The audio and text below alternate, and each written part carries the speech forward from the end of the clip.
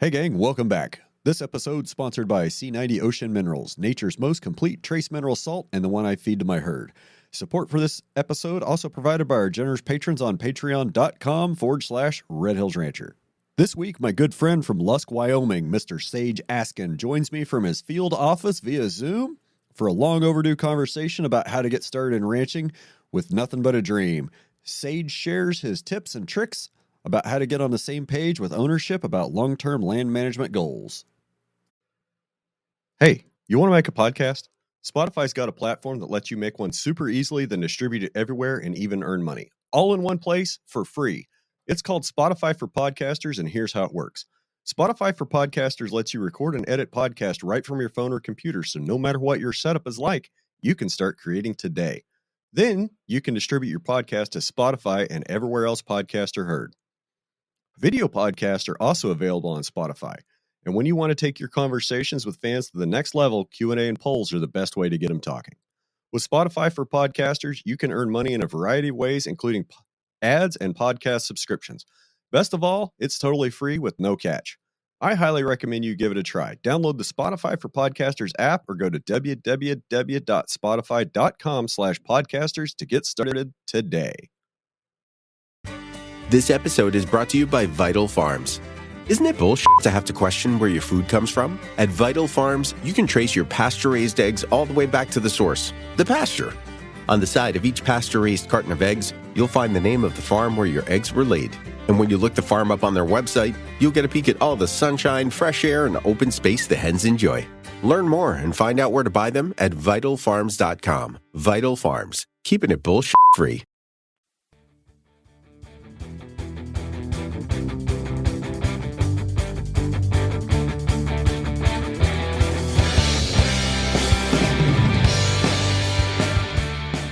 Mr. Askin, welcome back to Ranching Reboot. How are you today?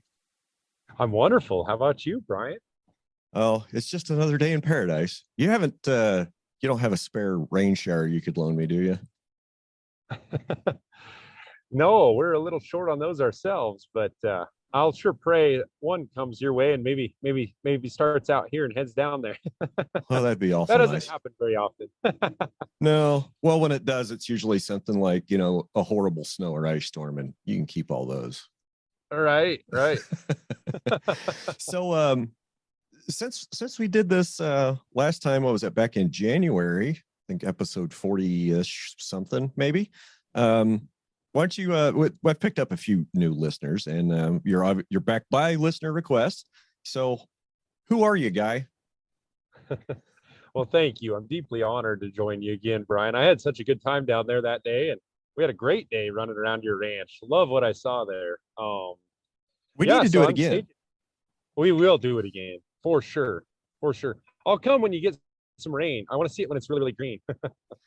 I'd like to see it really, really green again. So for all the new listeners of the podcast, why don't you just give us the quick squirt of who you are and where you're at? Perfect. So my name is Sage Askin, and I ranch with my wife, Faith, and our three little kids, Alpharetta, Clancy, and Gus, and we are located in extreme east central Wyoming. And we have multiple units. I guess probably what most people are interested in is that we've been super blessed with the opportunity to start up from scratch. I just had a dream of starting a ranch, and we operate primarily on leased land, and we operate now at a fairly decent scale, and we are investing in land, and we have livestock investment, and we're just having a lot of fun making a living. And most of what I have to talk about is probably my mistakes, but we're just loving the lifestyle. And what else?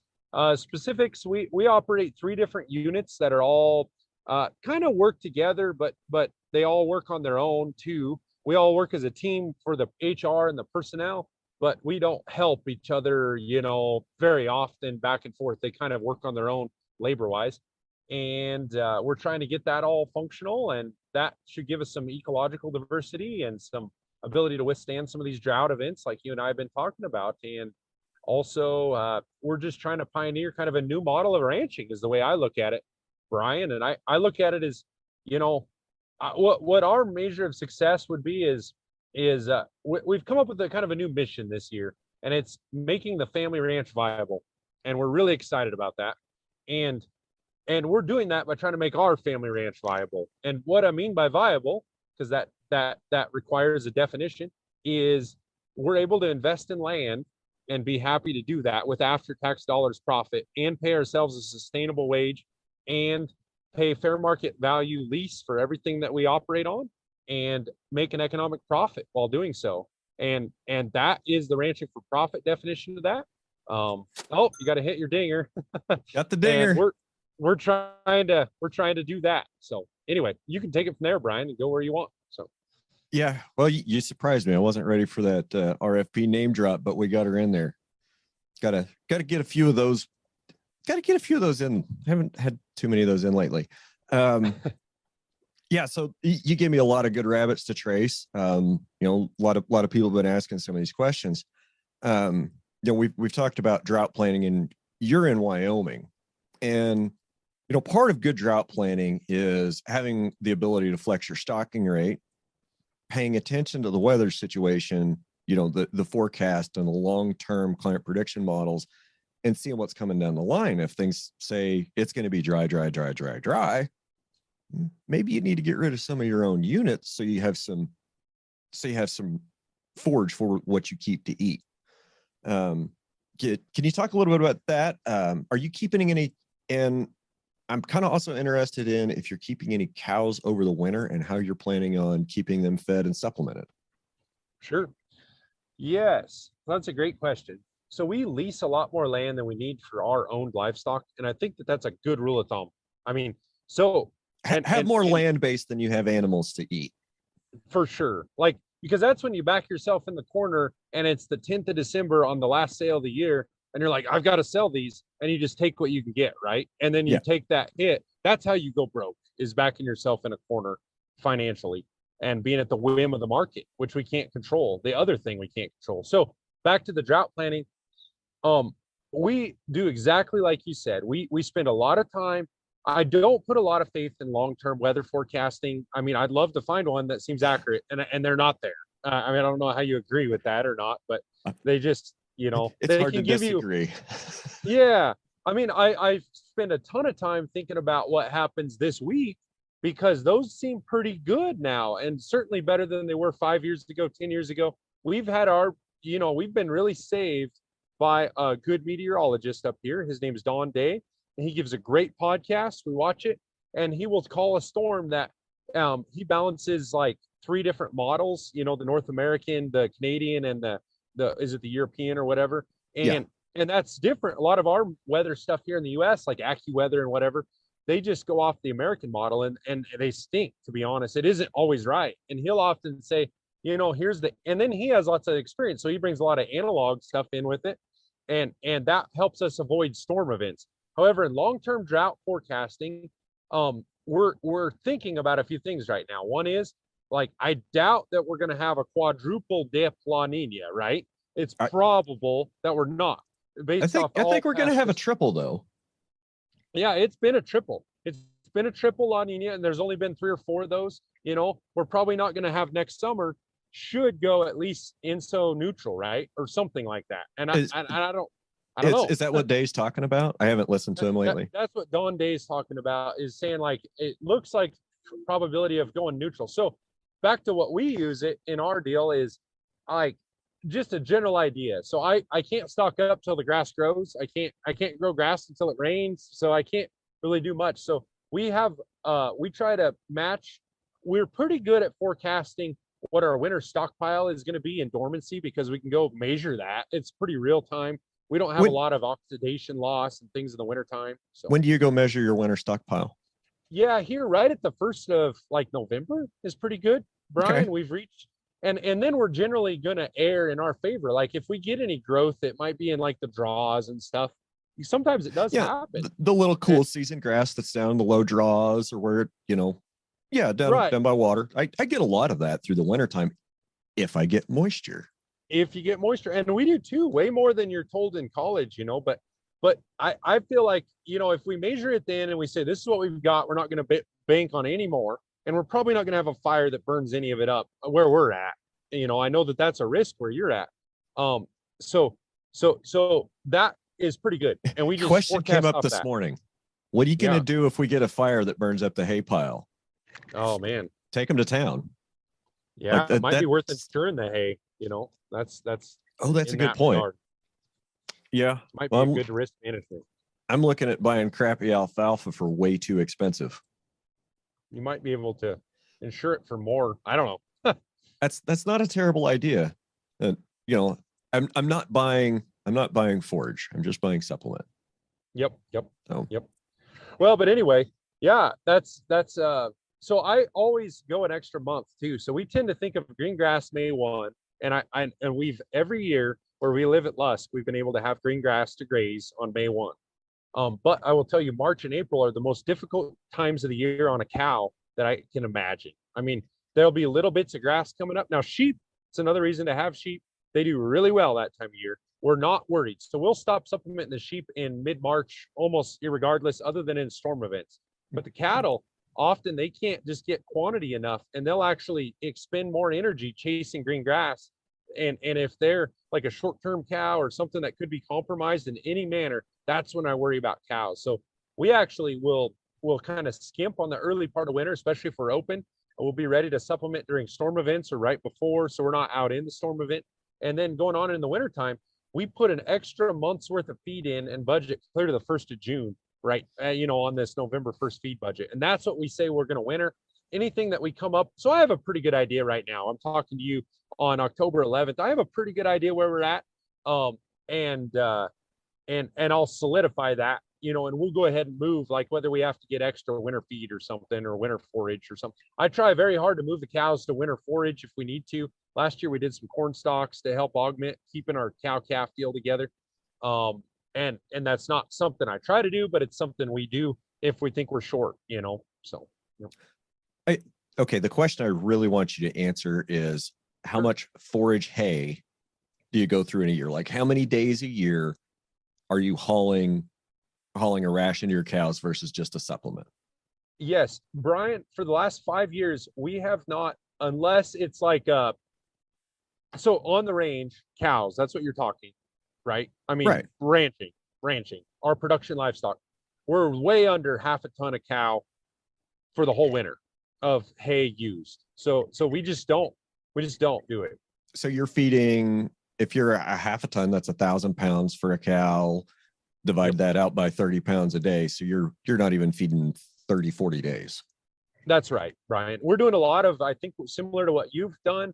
We're doing a lot of surge feeding where we might feed twice a week, or we do use some cube sometimes for supplement, but even that is pretty low consumption. I'd have to do the math, but like we might be feeding a pound at the most of the last 5 years. We've been feeding a pound per day, and we might start that after the 1st of January. And we're only doing it, once or twice a week. And then we're doing that unless we got snowed up. And then we might feed, 8 pounds of hay, and again, we're only doing that once or twice a week. We're doing a big surge feed, with hay, especially. We've had pretty good luck doing twice a week. And we've had a little bit of luck going, once a week, or doing like a huge gangbusters feed, like doubling up once, every other week type of deal. And then doing cubes, would those be like in front of weather events or? Right. When you get into the regular weather events or semi-regular in late December, January, February, we'll do a lot of that where we're surging them enough with hay for weather events. And then we're doing cubes when it's open, and that works great. It seems to work great, but total winter feed costs are less than $100. And I try to keep it there, even in these high input times. And that really helps us stay profitable. It really scares me seeing guys that are saying they're out of grass already. And I've been talking about this on social media now for like 6 weeks. Like 6 weeks ago, it was, so you already gave it away. I mean, recording October 11th, it was the 1st of September. I saw some neighbors feeding hay. Yeah. And I'm in southern Kansas. Like if you're feeding hay in southern Kansas 1st September, you got a problem. And even people farther south, down into Oklahoma, southeast Oklahoma, northern Texas, I'm getting reports of guys already feeding hay and been feeding hay for a month and a half. Like that's just absolutely insane. see, it was last week. One of the folks on my Discord server said that they were baling up corn stalks in central Kansas, and western Kansas feedlot had offered them $150 a ton for baled corn stalks picked up. Like they were going to come. Crazy. Yeah. So that goes into another thing, and I don't know if you want to talk about it, but where my mind goes is the market implications. A lot of people are betting on a really bullish cattle cycle right now. And I just think that the inputs are going to take all the starch out of that. You know, I do want to talk about that. I really do want to talk about the market implications of high feed costs. But where I'd like to focus on first is, you know, since you're a guy that has done what I think a lot of my listeners want to do, bootstrap up from nothing. Let's spend a little bit of time talking about that. Sure. So you said that,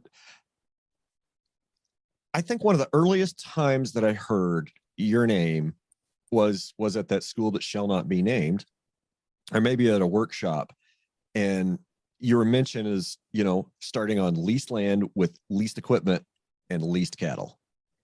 So I guess that could be a good, if that's a good starting point for you. How does say, well, I'll look at my demographics and analytics page. I got a lot of listeners in Houston. So let's just say somebody's in a filing cabinet in Houston in an office job that they hate, and they want to be the next Sage Askin, CEO of Askin Global Land and Livestock. What would be step one? Well, the key to it is that it is just a margin business, and you do not need a lot of operating capital if you can get out of your head. So step one is a psychological change of saying, I don't need to own the cow and I don't need to own the land. And if you can break, those are huge paradigms, as you know, Brian.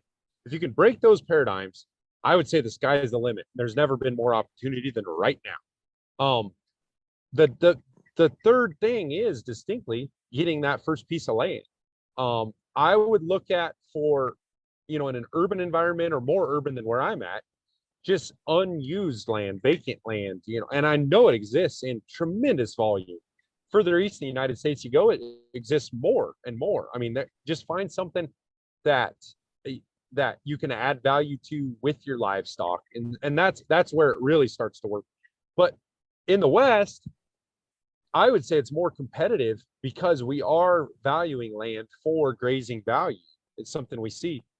So you've got to more explore the underused, so the underserved land, the stuff that hasn't had water developed, the stuff that, you know, the CRP is a huge thing that I think a person could make a sustainable grazing business on today as we speak, because they're encouraging you now more and more to use that every third year. They understand, like, wow, this sucks if we don't use it every now and then. And they're right, you know, and so that's a huge, somebody should start a grazing business that puts together thousands of acres of CRP and does that like right away. I think that's a huge, you know, they can graze it every third year. They could just make arrangements with those landlords and pay a fair market rental rate, and things would work. So tying up the land is key. And I think it doesn't have to be at huge scale. Once you've broken the paradigm of not having to buy the cows and you just focus on the land, I think it's pretty easy. I don't think it's that hard to come up with a piece of property. And then the next thing is, what do you run on that piece of property? And that is strictly a margin thing. And I think you know your costs into the property. And if you don't know those costs, you can ascertain that off of forage production. And you can go to the NRCS and come up with the production per acre on that. That's a reasonable assessment. You can compare and cross-reference that with what is the price. What has been like past use, historical use, or nearby use. I think those are good things to cross-reference. Never plan on like a grazing, like year one out of the gate, I'm going to get double just because I'm going to do management intensive grazing. I think that'd be a poor practice, and nobody would tell you to do that. Don't plan on growing the grass until you've grown the grass, you know. And I think that's a fallacy that people are like, oh, look, those regenerative guys, they just say if you just move your cows 4 times a day, you'll have double the grass. Right. Well, that's a gross oversimplification of a lot of shit that I've said. Yep. Is there grains of truth in there? 100%. Does it take time? Yes. And that's what they're not mentioning is it's not an overnight change. Totally. And I think similarly, and maybe this is worth talking about as a rabbit trail of chase, is overgrazing and drought. Like the more a pasture gets overgrazed and continuously overgrazed in a dry climate, the farther it's going to degrade and the longer it's going to take to restore that, right? Totally. Yep. And the reason for that is, so in the dormant season, I'm not afraid to graze short, because when you graze it short during the growing season, those plants are going to go, oh crap, I got to throw up some solar panels. So they're going to sacrifice root mass. Okay. That root mass is going to die back to give the plant energy to put up solar panel, because that's an act of desperation. Like, hey, I got to throw up another solar panel because they're all gone. I got to catch some energy and store some sugar in my root, so maybe I can put up a stem and seed head. And a set stock pasture that gets continuously grazed, as soon as that solar panel gets up there, somebody's going to come by and clip it off. And what's the plant do? The plant does the only thing that it can do according to its programming and its genetic code. It sacrifices more root mass to put up another solar panel. You sacrifice enough of that root mass long enough, when your roots are dying back, your fungal networks get stressed, your bacteria get stressed, your soil microbiome isn't doing its job because it's all stressed. And it's not stressed because of lack of water. It's stressed because it's sacrificing everything it has to try to put biomass back above ground. Yeah. And then when it does rain, if you overgrazed it too bad and all your roots have died, then when it does rain, there's no moisture infiltration. There's no life in the soil to help soak that moisture down. Right. And it all runs off and goes down the creek. Yep. And it's like, I mean, I can see it in my head how everything may have happened, in West Texas and New Mexico and Arizona. And even here and, into over in Eastern Colorado. Now, we just overgrazed shit out of it for 5 or 10 years and a couple bad droughts, and it just never had enough management to recover. Yep. Yeah, and I see it all over. You see the preponderance of those more rhizomatous grasses there, or the real sod-bound grasses that are everywhere. That's not what was there, and that's what's there now. And that's because of that. And I think it's been longer than 5 or 10 years. I think it's been sporadic good management over 150 years, and then most of the time 90% has been turn them out, and I think you can get away with it in people's lifespans because some of the changes happen slowly. The model, right? And you can you can kick them out all summer at like half of the stocking rate, at a very low stocking rate. I see this a lot on ranch land where we're at. And that's okay under their economic model because it got paid for under the last economic cycle. It's not being paid for now. In fact, it's being used to subsidize a lifestyle now on so many ranches. And because of that, they can kick out and do that. And that land continues to go, but it's just a slow, gradual degradation that happens over the 30 and 40 year span, where 30 and 40 years go by. Right now, people, almost everybody, I would say as a rule, if you talk to them about how many cows did grandpa run, they might say double, they might say a third more, they might say, but there's a lack of understanding of how they got there, and it isn't all met just by cow size. If you really do the math, it had to do with management in some regard, but really it was rangeland health, and we're dealing with degraded rangelands, and that's exactly right. And so, yeah, in drought management, back to the original question, I think you have to leave adequate residual behind. And like you say, I don't mind grazing short in the wintertime either, in dormancy. In fact, I think that stimulates growth. We have messed up, Brian. There's been times when we've grazed in the grazing season. We've done the Ian Mitchell Innes. We really love that style of top third grazing.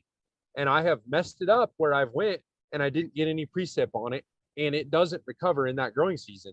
and you just have to lengthen your recovery season and say, okay, not going back. So we've got some pastures right now, some paddocks. They're very small paddocks. That's the other benefit. When you do that, if you're doing it on a paddock system, you're doing it on 0.5% of the whole ranch. And you're like, okay, I did mess that up.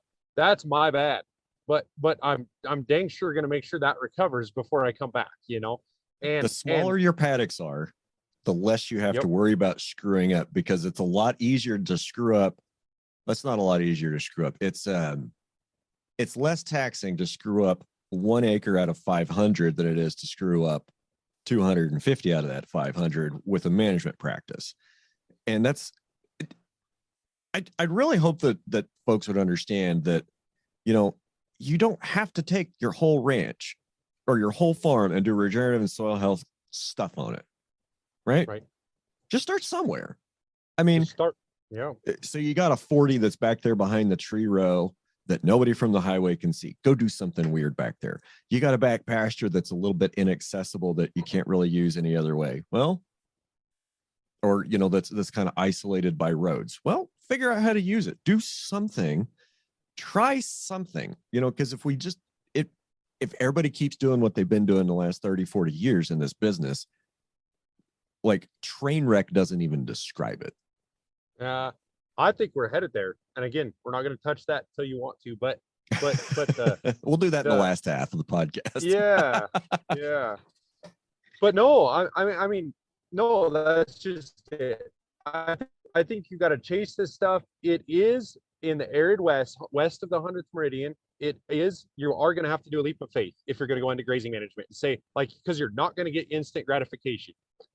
East of the 100th meridian, you can get instant gratification in some seasons. You know, you can graze it in May, and by July you're like, wow, this is so good, you know, it feels good. And I don't think you can get that west of there, but it's hard for me to take somebody work. Seriously that's in a 60-inch rainfall environment that says we haven't had rain in 5 days, or we haven't had rain in 12 days. We're in a drought. Like, right. It's really hard for me to take you serious right now. It is hard, but it's legitimate too. You know, those guys, when they turn into that, it's possibly more devastating. I mean, their plants aren't acclimated. They're just not used to it. So when it happens, it really happens, you know? And I get that. I don't want to take anything away from them. It's just, right. It's hard for me to take you seriously when you get 60 inches of rain and it hasn't rained in 2 weeks and you're telling me you're in a drought. And I'm like looking at 32% of what would be normal for the last rolling 12 months. Like, right. Okay. Yep. You probably had more rain last month than I've had in a year. Right. No, that's just it. Yeah. And so a lot of this stuff, what I have noticed, Brian, we're through the third summer of drought, pretty severe drought that happened after 3 or 4 really good years, you know, to be honest. And we did a lot of soil building in those 3 or 4 good years on one ranch specifically that we had done some really good practices. We broke it out into paddocks. We have about 40 paddocks there.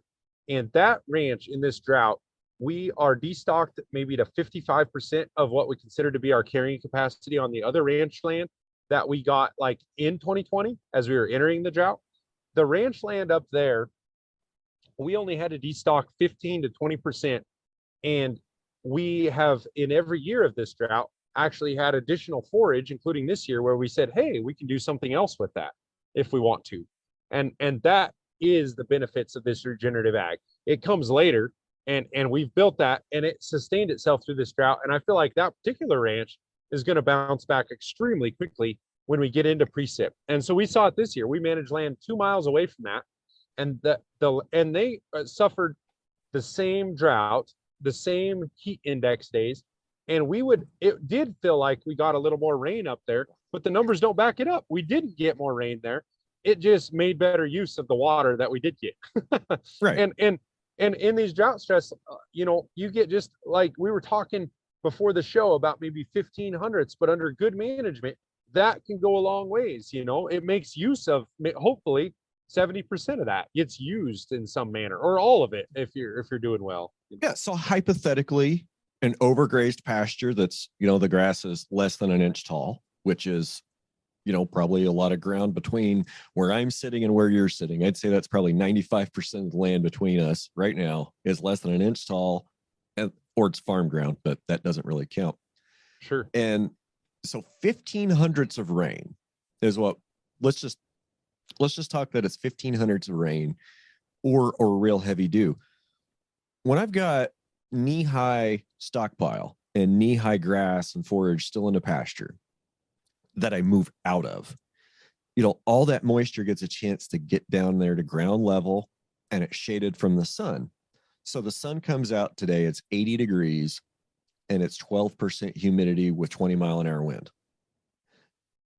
Am I going to lose that moisture at ground level, at soil level, because of the biomass that I left on top of the soil? Am I going to lose that faster or slower than the neighbor whose grass is an inch tall? Yeah, much slower. I mean, their whole deal on 1500s is going to be evaporation and gone. Volatilization immediately. They need. That's when you run into country that needs like a 2-inch precip event to even start to turn around, and it'll come.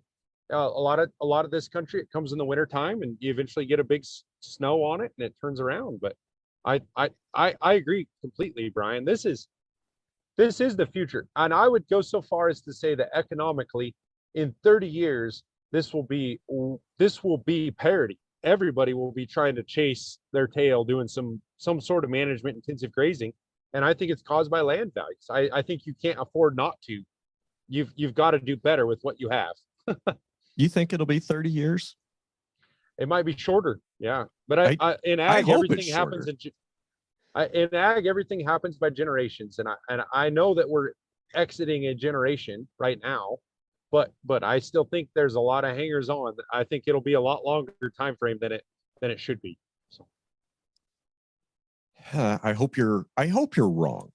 Me too. I mean, yeah, you're absolutely right. We do have an entire generation looking to get out right now. And maybe that's more true in some areas than others, but we've talked about it before on the podcast. I can't remember if it was you or not, but average age. I've been doing this since 2006. Yeah. And since then, average age has done nothing but go up. Right. So 16 years, how far has it gone up? I think it's gone up by 6 or 8 years. So it's like half the time that I've been here, we haven't had the turnover rate that we need. And it's very interesting. We talked about grazing value versus land price, and west of the 100th meridian, or I-35 for lack of something better, things are really different. I'm at 98 west, so I'm not that far from 100, and I don't know if that's a good thing or a bad thing. I'd probably rather be on the other side of it because it's a lot more consistent rainfall, larger, consistently larger population density, better access to markets. And I watched a YouTube video about this, and I think I've said this before, but 80% of the population of America either lives on the Pacific coast or east of the 100th meridian. 80%. So there's only 20% of us out here that live in like the middle or western half of the country, excluding the Pacific coast. 20% of us. And you take out like Denver, Phoenix, Vegas, Salt Lake, and Albuquerque, and we're not far away from single digits being in that whole area. And that's pretty wild. Mm-hmm. So, and land price gets really weird on the east side of that line. Yeah. Because it rains a lot and grow crops, especially where they have soil. And, you were saying grazing value and land price. And here in my area, land price has been disconnected from grazing value for at least 15 years. Sure. You can't, I haven't been able to pencil a scenario in 15 years with land prices the way they are that it makes sense to go try to buy a ranch with cows. That doesn't pencil here, does it? But would that still pencil there, or have you even tried? No. Oh yeah, I've tried. Of course, I live and breathe that. It feels like, and I try it all the time. Pretty much everything that's ever come up for sale, I've at least glanced at in 15 years, and none of it. So what would be the old rule of thumb? Or I'm not going to say the word. but the rule of thumb that you and I have been taught was 3 to 4 times the value of a cow would be a good little deal per AU on a ranch. So if it's a 300 cow ranch and the cow's worth $1,500, it'd be 1.8 million maybe that you could pay for that ranch. Well, go and try to find a 300 cow ranch for 1.8 million. They're not out there. I mean, now they might be out there. You can make it that, like you and I can make it that through management. Maybe what was a 100 cow ranch, it might become that, but not without significant capital investment. And It that's might have the been a important 100 cow thing to realize. ranch when grandpa had Right. it, but now it's a Right. 50 cow ranch because it's full of trees and it's been overgrazed. And the price tag is $3,500 an acre because it's being marketed as a recreational property for deer hunting Yeah. versus agricultural value. So somebody will come in and buy that land that's already degraded. Production value is very low, pay way more than production value from the livestock ranch that you or I would be running literally next door. They'll overpay for it, Yep. never take care of their trees, never take care of their grass, never take care of fences. I mean, obviously, this is worst case scenario. They're not all that bad. Yep. I hope. Not take care of their trees, allow their trees to spread, and just generally not be a great neighbor and brag about the deer that they're not shooting or brag about the deer they're seeing and whatever. To them, it's a game. It's an investment. It doesn't matter to them that they're paying twice what any of us could afford for the same piece of property, and they're not making money on it. And they just look at it, it's like, well, it's 160 acres. Why do I care about that $2,500 tax bill? Well, it might not be a big deal to you, fella, but when you paid that, when you overpaid for that parcel of land, you drove my taxes up on my big parcel because I'm trying to make a living here. Sure. Yeah, 100%. And that's just the difference in value. They have a value. And like you were starting to say, the productive value hasn't been valued on rangeland in the West for 15 years or so. And I wonder if some of that might not be about to change, but we can hold that thought. Yeah. So let's circle back. You talked about, going to NRCS and getting the USDA production estimates. Yep. And so let's talk about that. Let's and without throwing around like specific numbers. So how grounded in reality have you found those USDA production estimates versus the reality when you take over a property that has been managed not as well as you're managing it, for sure, broad strokes? I've felt them to be the best starting point that I can do, but I always cross-reference it with past use, which is a reality check. So I do 2 parallel scenarios on a spreadsheet, and I do to come up with a stocking rate. And I actually kind of do 3. So I'm going to talk about all 3 and I'll throw them at you. So the first thing I do is I try to use the NRCS, but all I try to get is based off soil types. They have 3 different vegetative productivities that will come up on a web soil survey. One is poor year, basically. One is a moderate or average. That is the average. And that's a good average. And then the other is the high productive year, and that's going to be outliers on both the poor and the high. That's what that's picking up as big outliers. And that tells you something, that if those are pretty close to the same numbers, then that ranch actually has pretty variable precipitation, is what that tells me. And that's actually a pretty good ranch. Like, I start to look at that, and if those numbers aren't very far apart, all I'm looking at is not so much at the number. This is a good ranch. This thing doesn't move a lot in forage production. It's going to be pretty easy for me to depend on. If those are wildly different, and I see them all the time, there might be 3 times the value of the high value to the low value. I think to myself, I'm going to be challenged to match the stocking rate to the available carrying capacity on any given year on this ranch. Doesn't mean we won't look at it, but it's just something to file away. So I do one based off pounds of forage produced, and that's it. And I'll run all 3 of those scenarios on that one just to get the range, and I just leave it as a range. The second one I do is, what did grandpa do? What does dad do? And what do you do? And on a lot of ranches we look at, they'll say, oh yeah, we're running 250 cows. And I try to tease that information out, what it did do, and most people have a rule of thumb. Most ranchers have something, and they might say, yeah, it takes 30 acres to run a cow. They might, and the same token, you go to a different part of the world, they might say 4 acres to run a cow, 2 acres to run a cow.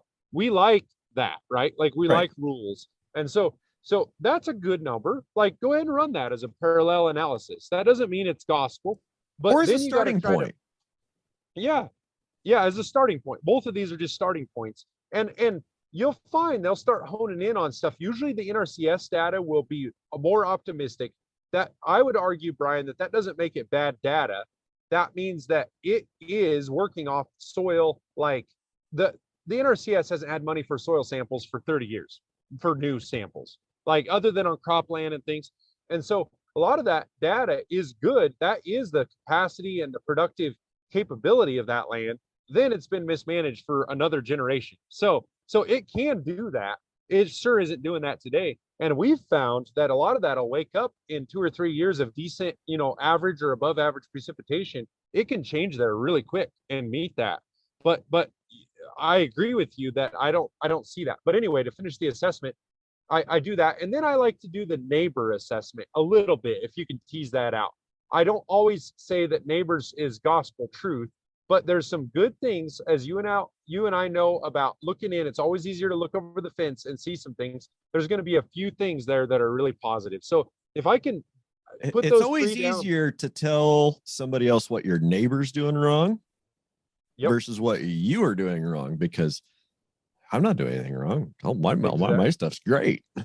Exactly. But that neighbor over there, man, if those cows are too big, or if he just put them all in one herd. Yep. Yeah, and in the West, the other metric you have to put against it, if somebody says that they're wintering, or I think this is true all across the nation, actually, sadly, but then you have to pinpoint their stocking rate. They're like, oh yeah, we're running 300 cows. You have to pinpoint the number of cow days they're being fed, full feed. And most people are grazing for about 6 to 9 months, and then the rest of the time they're feeding their cows. That's probably the average, I would say, in stuff that we look at in the West. That's okay. You just have to make sure that becomes a math problem. You just change it to correlate, and then say, okay, well, really, if you were grazing out, we would be grazing 200 cows, not 300. And oh yeah, probably never done that, so I don't really know, and that's the rule rather than the exception, I think. Oh, well, we can't scale back to 200 cows from 300, so we wouldn't have to feed all winter, because we wouldn't make any money doing that. Like, it doesn't seem like you're going to make a whole lot of money putting $5 a hay a day at a cow right now. Oh my gosh, no sir. Yeah, so that's how we come up with a stocking rate. That's the whole goal, that whole exercise, is to come up with a stocking rate. And that value is something that we found interchanges between ecotypes and states all across the West. It is only a freight that I would argue that the difference is the cost of freight in what that's worth. So let me use an example. If you were up at Wilbur's place, northern Montana, okay, and you're looking at a place where you're at, the difference in the actual intrinsic cost of that pasture might average, I don't know, $1.15 per cow per day or something. I don't know, because it's a lot less where he's at, because it's a freight basis away from where you're at. So if you're getting $1.50, he might be getting 90 cents. And I don't know. That's just a generality. What I'm saying is it should all come out to about freight. And so if you have pounds of production, you know that 1,000-pound cow is going to eat around 26 pounds of dry matter per head per day. And you can do that math wherever you are in the world and kind of figure that out, and obviously there's local things and local niches, and you try to become aware of those. But to get a baseline average and put a value on a piece of land, it's 100 acres and it produces 30,000 pounds. You can do the math and you can say, this is how many animal unit months, standard animal unit months I can get off of that. And then you can divide that by 30.16 and get the number of standard animal unit days, and boom, you have a value. That's all it is, So it's not that hard. I think you've just got to break it into pieces and segregate it and make it scientific, and then it becomes something, and you can put a value on it. And I think on the value, the dollar in, roughly $1 per cow day. If you just think of that, yep. and you're doing the work, that would get you a lease, and that's fair. That's market, and then there's all sorts of variables. Variables being who does the work, right? Who does the work and who makes the decisions. There's the two variables. And Yep. so, and timing of use, I guess that'd be the other one. And so does a landowner need to keep it out of grazing for something? Like they got a wedding next summer, or they need to hunt in for 2 months in the fall. Like, okay, well then take those out, that's okay. Take out that part of the value. Then you can figure out what you can do with the rest of the season and just average it. So I think it's pretty simple math, and we've used that with great effect, And so how we do that often, we figure out who owns it. We map it out on Web Soil Survey. We do Google Earth. You can change the Google Earth becomes a KML or KMZ file. You use a shapefile converter, convert to shapefile. You plug it into Web Soil Survey. I do that all myself, and that saves me thousands of dollars per hour of work that I would have to hire somebody at ArcGIS to do. It's all public data. I can do it all for free, or for the use of my time, and believe me, it pays us back thousands of dollars per hour for me doing that. So, yep. This year I'd like to say that, I go to the ranch to spend money and I come back to the office to make money. Sure. If I don't go out there, I spend less money, and it seems like I can sit down here and I can make more money than, I try to make more money than I can spend out there, but it doesn't seem to be always turn out that way. I want you to talk about where you're at and what you're doing today real quick. So sure. You're sitting on the side of the road. Yeah. And where are you at? I am in far western Nebraska, and I've got some pasture cattle that were steers that didn't make the bus, and I'm running them back to the owner. Just kind of a typical deal in the fall when we run several thousand head of stockers for somebody. So there's always a couple that'll miss Roundup. I get it. But I just kind of wanted to point out that, you're so busy. Like, you planned to pull over to the side of the interstate and get out your hotspot and your laptop and talk to me for 2 hours in the middle of hauling cows. I think that's pretty cool. And I just wanted to make sure that the listeners knew about that. Well, it is important to mention that my time's really scheduled. I was not willing to agree with you, and you wouldn't have been either, to do this on like a Sunday morning, because I've learned the value of time, and that is my family time. So I'm totally willing to do this and break it out in the schedule during the week. I love to think we do a little bit of exaggerated banker's hours. So we work pretty hard when it's nice, but half of that is given back to us in lifestyle, because we're out where we want to be. We want to be outside when it's nice, because we only get that 6 months out of the year. But believe me, in the wintertime, I'm in an office and not driving the nasty roads. I'm having a great time in the office doing really productive time. So that's something a lot of people, I've learned that from the school, and I'm sure you have too. All of us workaholics have a hard time wrapping our heads around that, I think. But when we have families, suddenly the importance of that becomes tenfold. And most of my wealth is in my family, and that's the truth. And so that's really where I need to be devoting a lot of more time. So I think the real wealth, a lot of my wealth is in relationships, with family, with some of the folks that I've met through doing this podcast, that I've interviewed, that listen and reach out. I think that's where a lot of value is for me, is relationships and being able to make stuff happen. 100%. So something else I want you to get into. I've been taking notes. Tell me about this TV show that you got conned into doing. Tell me about that.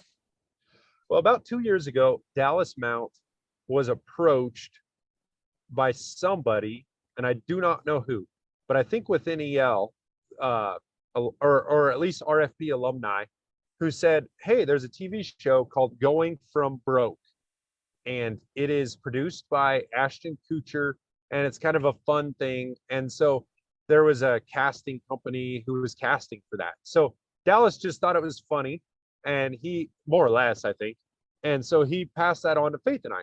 So we did a short, I believe it was like a 3-minute video, like on your phone, Brian, and sent it in. Never like an audition type thing. Yeah. Well, you answer a few questions. Mainly you just talk about yourselves, and that's it. Kind of kind of animated and They what have see you. if you're photogenic and interesting and have a story that they're wanting to tell.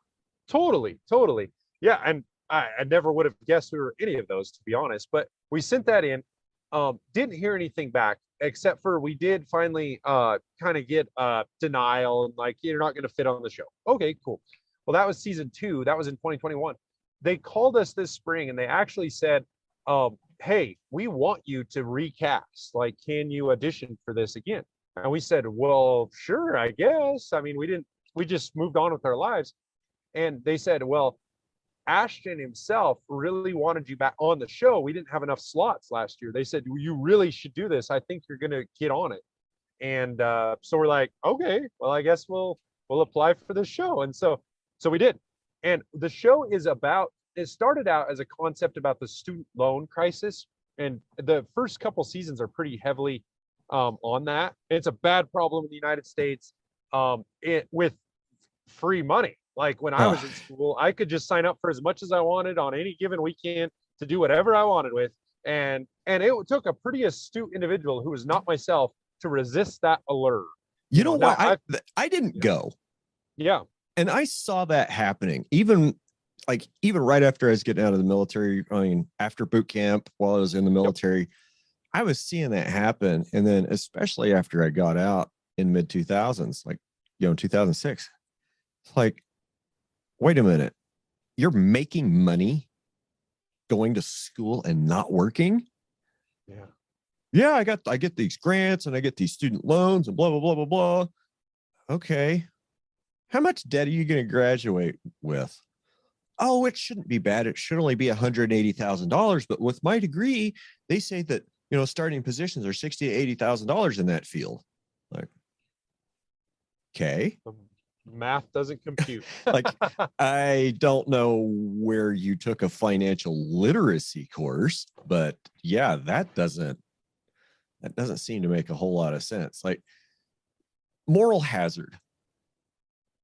It's not, that's what it is. It's a moral hazard situation. Like, the government has allowed people to put themselves in a position of moral hazard where they don't know what they're signing up for. It's that you can't get rid of, and they're preying on 18, 19-year-old kids that have not been told in public school, that have not been taught about debt and interest and what a fucking legal binding contract is. Yeah. Like 100%. No, I get 100%. That's my well, rant. yeah. And you're totally right. And so there's something for you to know that you didn't know, so that waking up this morning, you and Ashton Kutcher have the same feelings about that particular thing. So he started this he's executive producer of this, along with another guy named Dan Rosenwig. And Dan is kind of a big deal in New York. He's in the financial circles. He's currently CEO of a company called Chegg, and he's just really, really smart. He's bootstrapped, built from the ground up.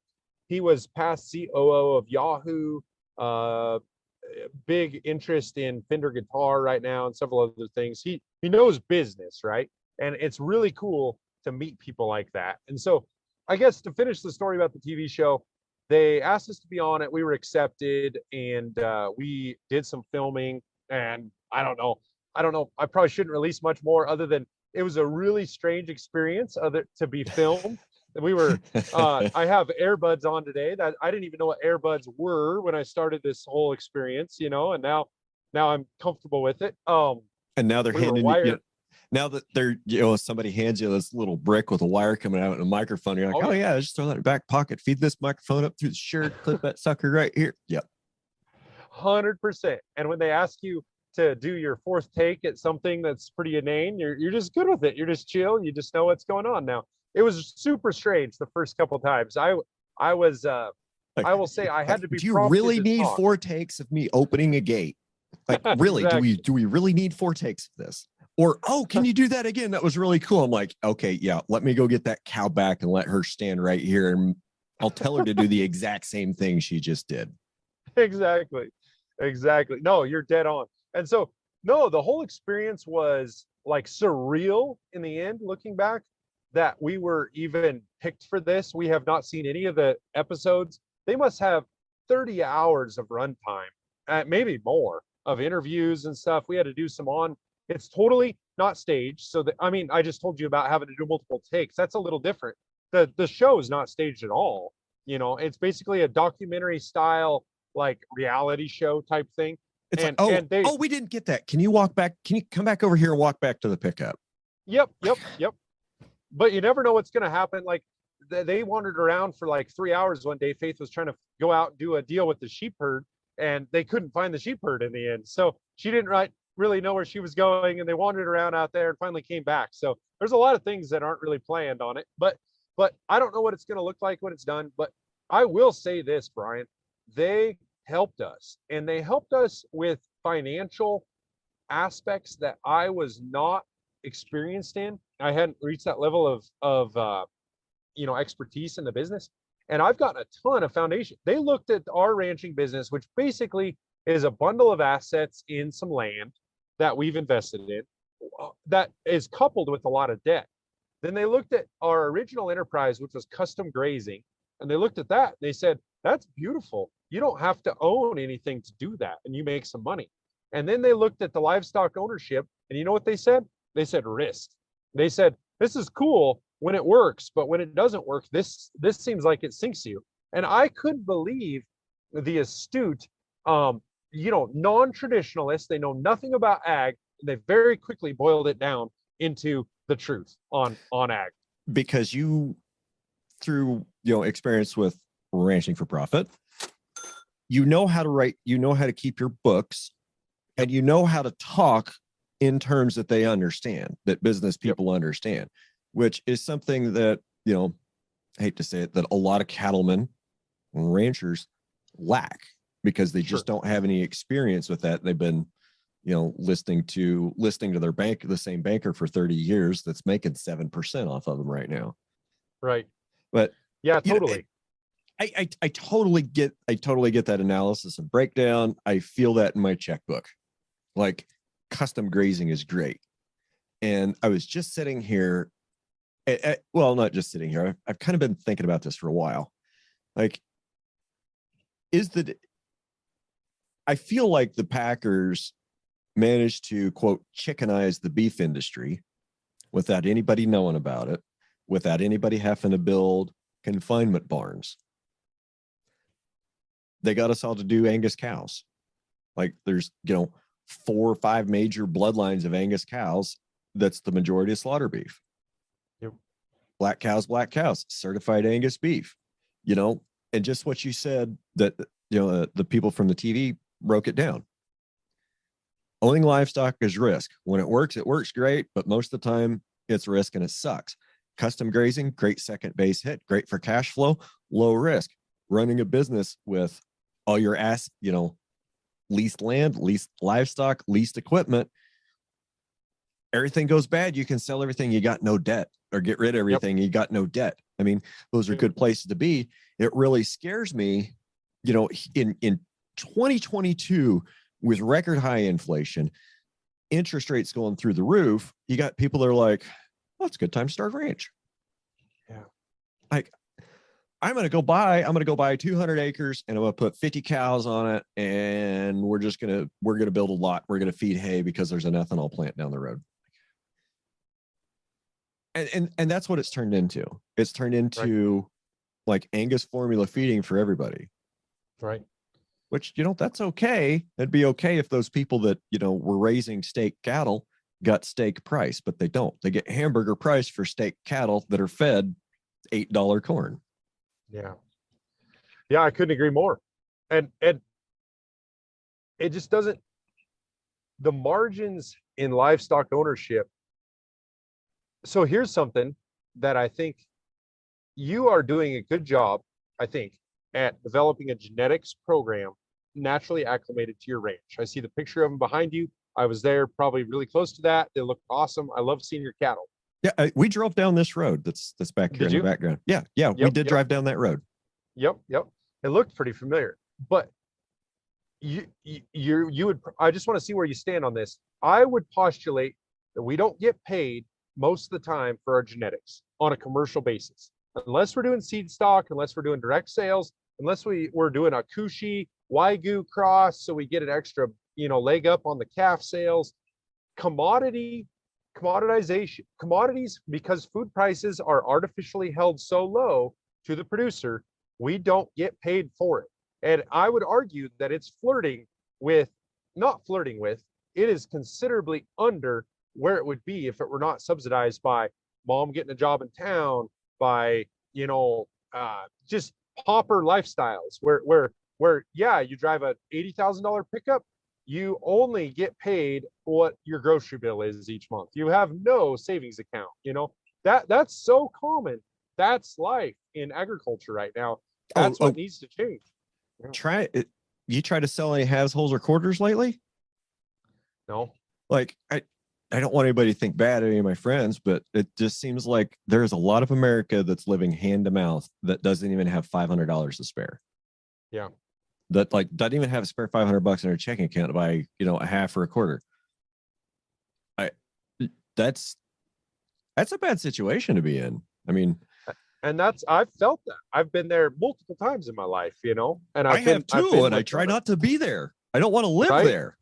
No, it's very, but that's ag. We are a total bundle of all this wealth wrapped up, and it is real wealth if you choose to capitalize on it. If you do not choose to capitalize on it in some manner, you will just sit on it until suddenly you don't have that wealth anymore, whether you're forced to sell it or you are for some reason, right? Like eventually eminent domain for some utility or something or you have to capitalize on it and get it going. Like I would argue that you can't sit on a nest egg and just hope to have it 100 years from now for your family. It just is not going to happen. You have to get it in motion. Things are only going up or going down. There is no such thing as a plateau. And that's just a fact. And that's where I think a lot of people would think in traditional family ranches that they're in a plateau. They'd be willing to admit like, hey, we're plateaued, we're comfortable. And I don't think that's true. I think they're showing a negative ROI on an economic basis by benchmark math. And that means intrinsically they're losing value. And fortunately for right now, that's not into cash value.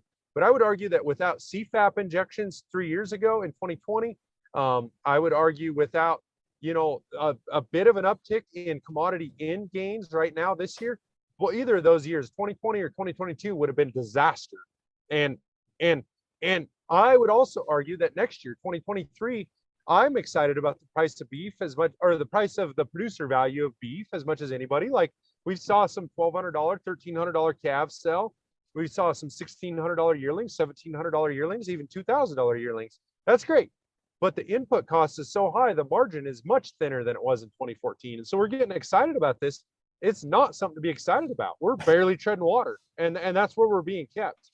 So, and I think that like they're telling us that it's a good thing. Like they're telling us that we're doing better, but I don't see anybody doing better. I don't see anybody doing better either. I don't see one of the big metrics that I use. Now, this is an old-fashioned metric.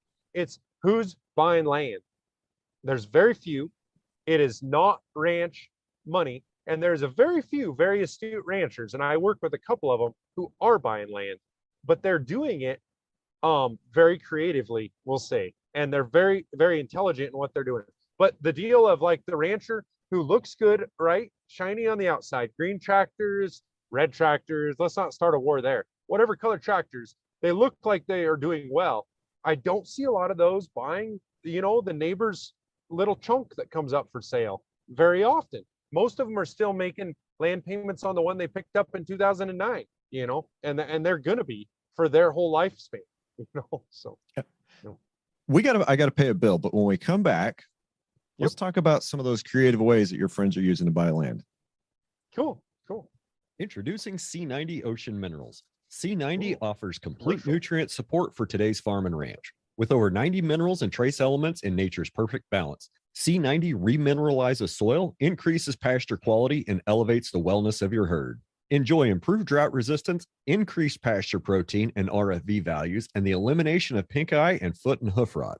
Originally discovered by Dr. Maynard Murray, C90 is the only product that meets his standards for sea energy agriculture, including a living ocean source and elevated amounts of macro and trace elements. Freshly created in the Sea of Cortez and OMRI certified, C90 is free from pollutants and contaminants, including microplastics. Visit C90.com to learn more today. That's SEA-90.com. C90 is available through distributors across the U.S., including over 200 Tractor Supply locations. Click the link in the show notes to find the dealer nearest you. We're always looking to grow our network. Give us a call or email today, and be sure to mention that Ranching Reboot sent you. Please check the show notes for all the contact information. Now back to this week's episode. Hey, that wasn't bad, was it, Sage? That's beautiful. Well Yeah. done. Yeah. I'm really happy that happy to be working with C90. They're a good outfit. Cows sure like the mineral or like the salt. And I was sitting here thinking while that ad read was going at some of the beef that I'm getting back from the locker. I'm gonna make some of my own beef jerky. I got to try to make some beef jerky.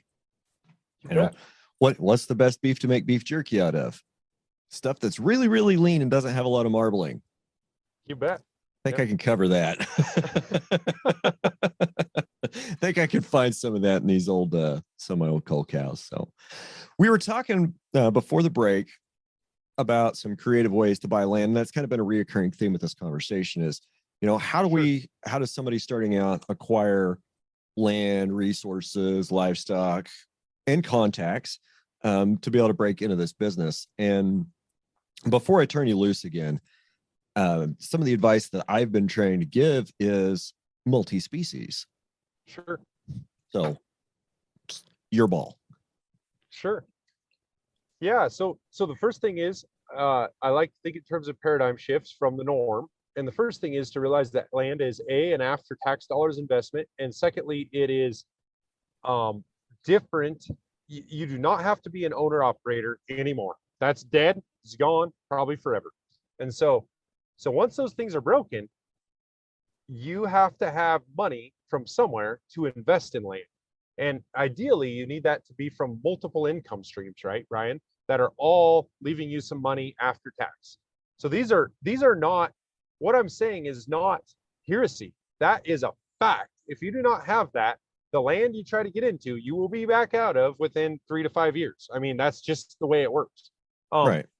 You cannot bank on, I would especially argue right now, on inflation and appreciation on your land in this, we don't know what that's going to be. And so it has been a great speculation in the last 30 years. Banking on land appreciation to cash flow your ranch by like borrowing out that equity as you're going is a recipe to lose. It's a recipe to lose because you can't outweigh it. It's going to work in your favor. Land is, everybody I talk to, they will say, every piece of land I've ever bought was too expensive at the time. It didn't work, but it helped me out in the long run. And so I guess I would back up by saying, I think that land is a great investment, but it has to come second to you producing something first. And so the thing that's broken is you can't go buy the land of the cows. That's broken. I think we all understand that. We don't need to talk about it anymore. The people that I know that are buying land are doing it because they have very successful businesses already going that are able to throw dollars at land investment. And that's what they're singularly focused on. They're willing to do something around the edges of their land to do something to capture a value from it. And I would argue that becomes a pretty wide range. So the intrinsic value of land seems to me to always be the productive value. And there is some land, I would say some dry land, especially I think on dry land crops, that seems to be pretty well valued for the productive value. That's kind of the value. And often that's flat, boring land. It doesn't have a lot of other value, maybe the intrinsic value on it is probably the productive value plus the program coverage, to be honest, of insurance and things like that. That makes the value on that land.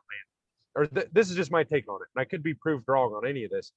On rangeland that we look at a lot, the value is in other stuff, and it's inflated to, I don't know, double, if not 3 times the value of the productive value. So for example, if we have some rangeland that produces 200 pounds per acre of forage harvestable. That's really low, you know. Okay. But that exists. You know, that's country where it takes 50, 60, 70 acres to graze a cow for the year. There's some ground not too far away that probably doesn't have that much grass on it. Here. Yeah. Well, that's too bad, because I know you have a much better land resource. But long story short, that land is valued today probably at, say, $800 an acre. Okay, cool. So we own some of that land. We bought some, invested in some of that land. And I want that to be on my balance sheet as high as I can get it, right? So that's great. So let's say it's worth $800 an acre.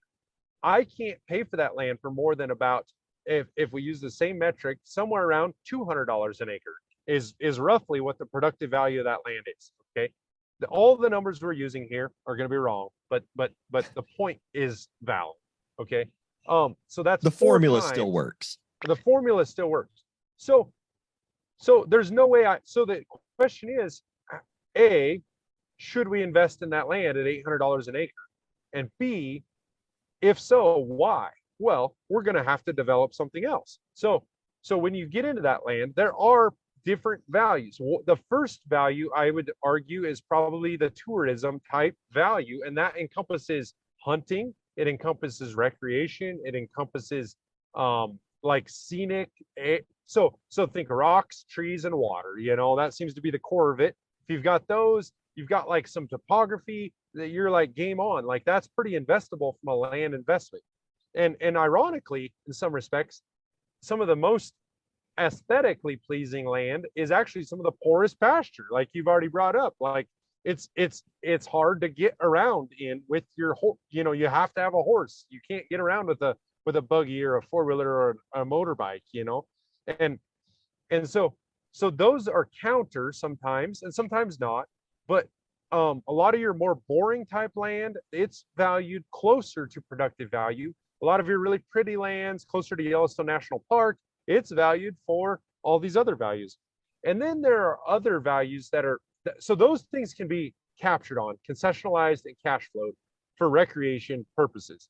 And if you invest in land like that, you have to concessionalize quickly, I would argue. You can't wait 5 years to get in a hunting lease. If you're going to do it, you have to do it right away, or right. The cash flow will drive you out of business, like we just talked. The other values are these development type things.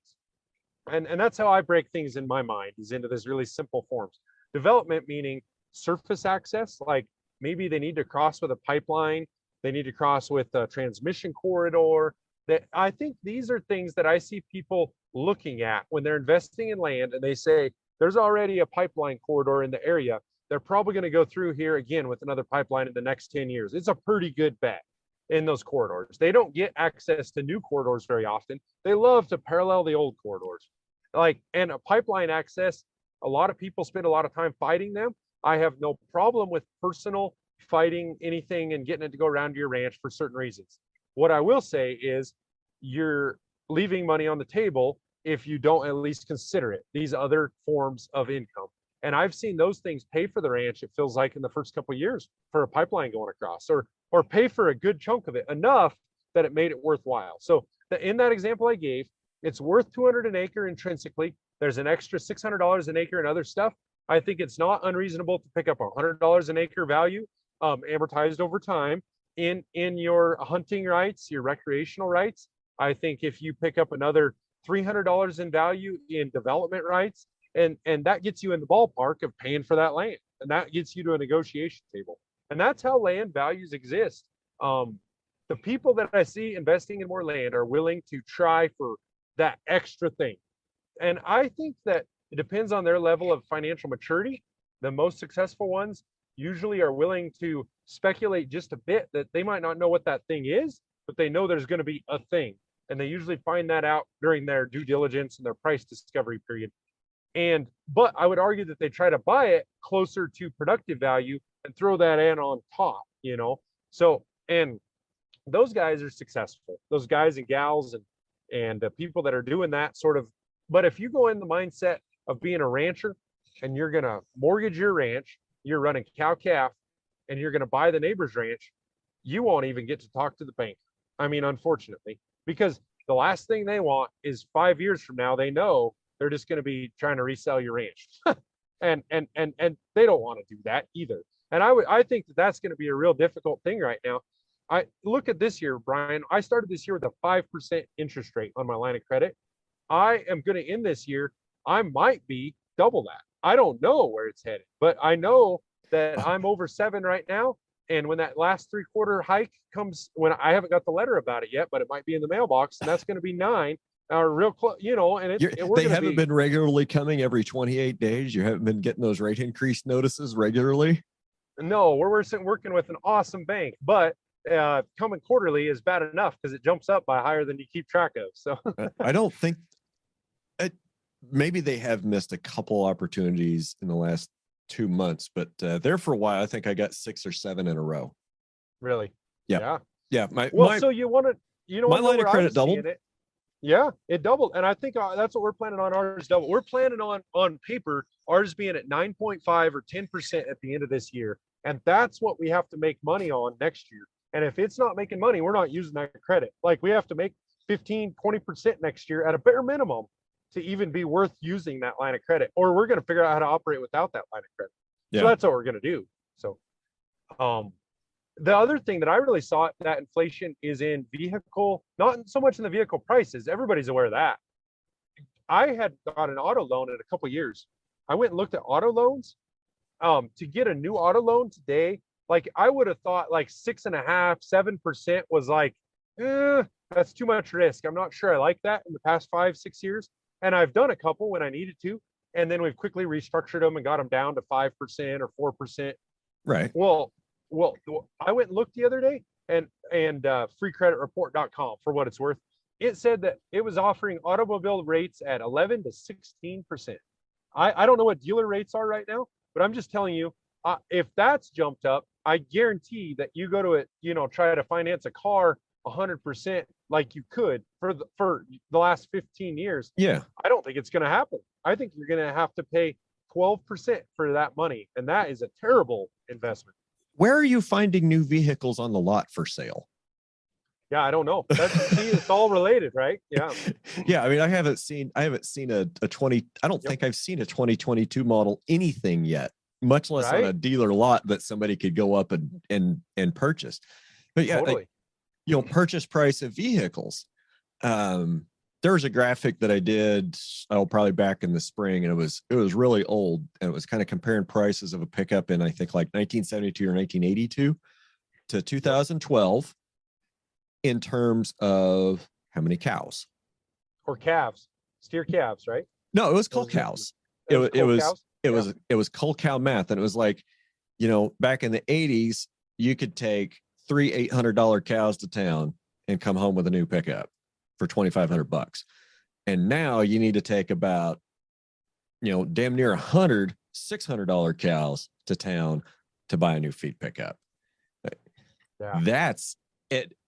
Well, I don't even know if a guy could get a $60,000 feed pickup brand new right now. Like even the cheapest gas 1-ton short bed tradesman option is probably still $60,000 or $70,000.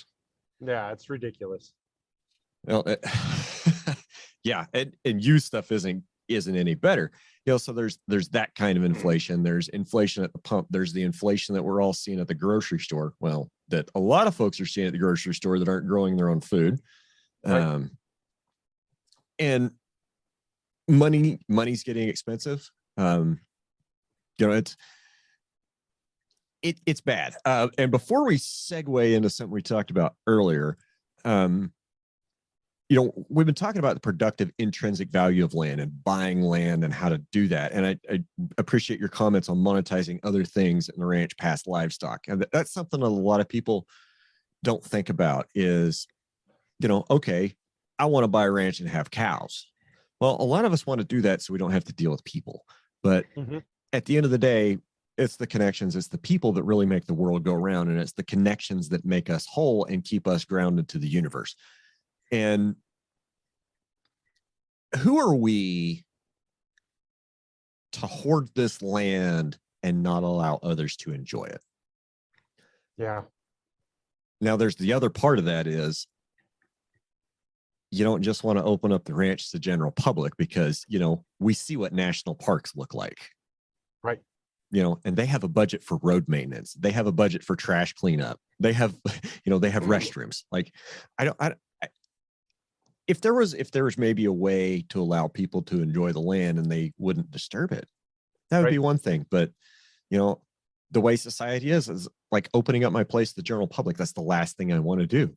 But, being able to sell some day fishing. Yeah. That's a thing. Sell bird watching. Even Camping. if you don't, if you don't Glamping. if you don't have a livestock resource, do you have electricity? Do you have water? Do you, putting RV hookups in is cheap. It's a relatively cheap thing. And those can turn for $50 or $80 a night or even more, depending on location. It doesn't take long to pay off a $400 install for, a water hydrant and a power plug when you're paying that off at $50 or $100 a night. Well, I think if you go to other countries, which I'm not claiming to be a world traveler, but I've read about a lot of this stuff. We're spoiled to death here in America with vacant land that we don't use for anything. And we are spoiled with like all this stuff that we think we need.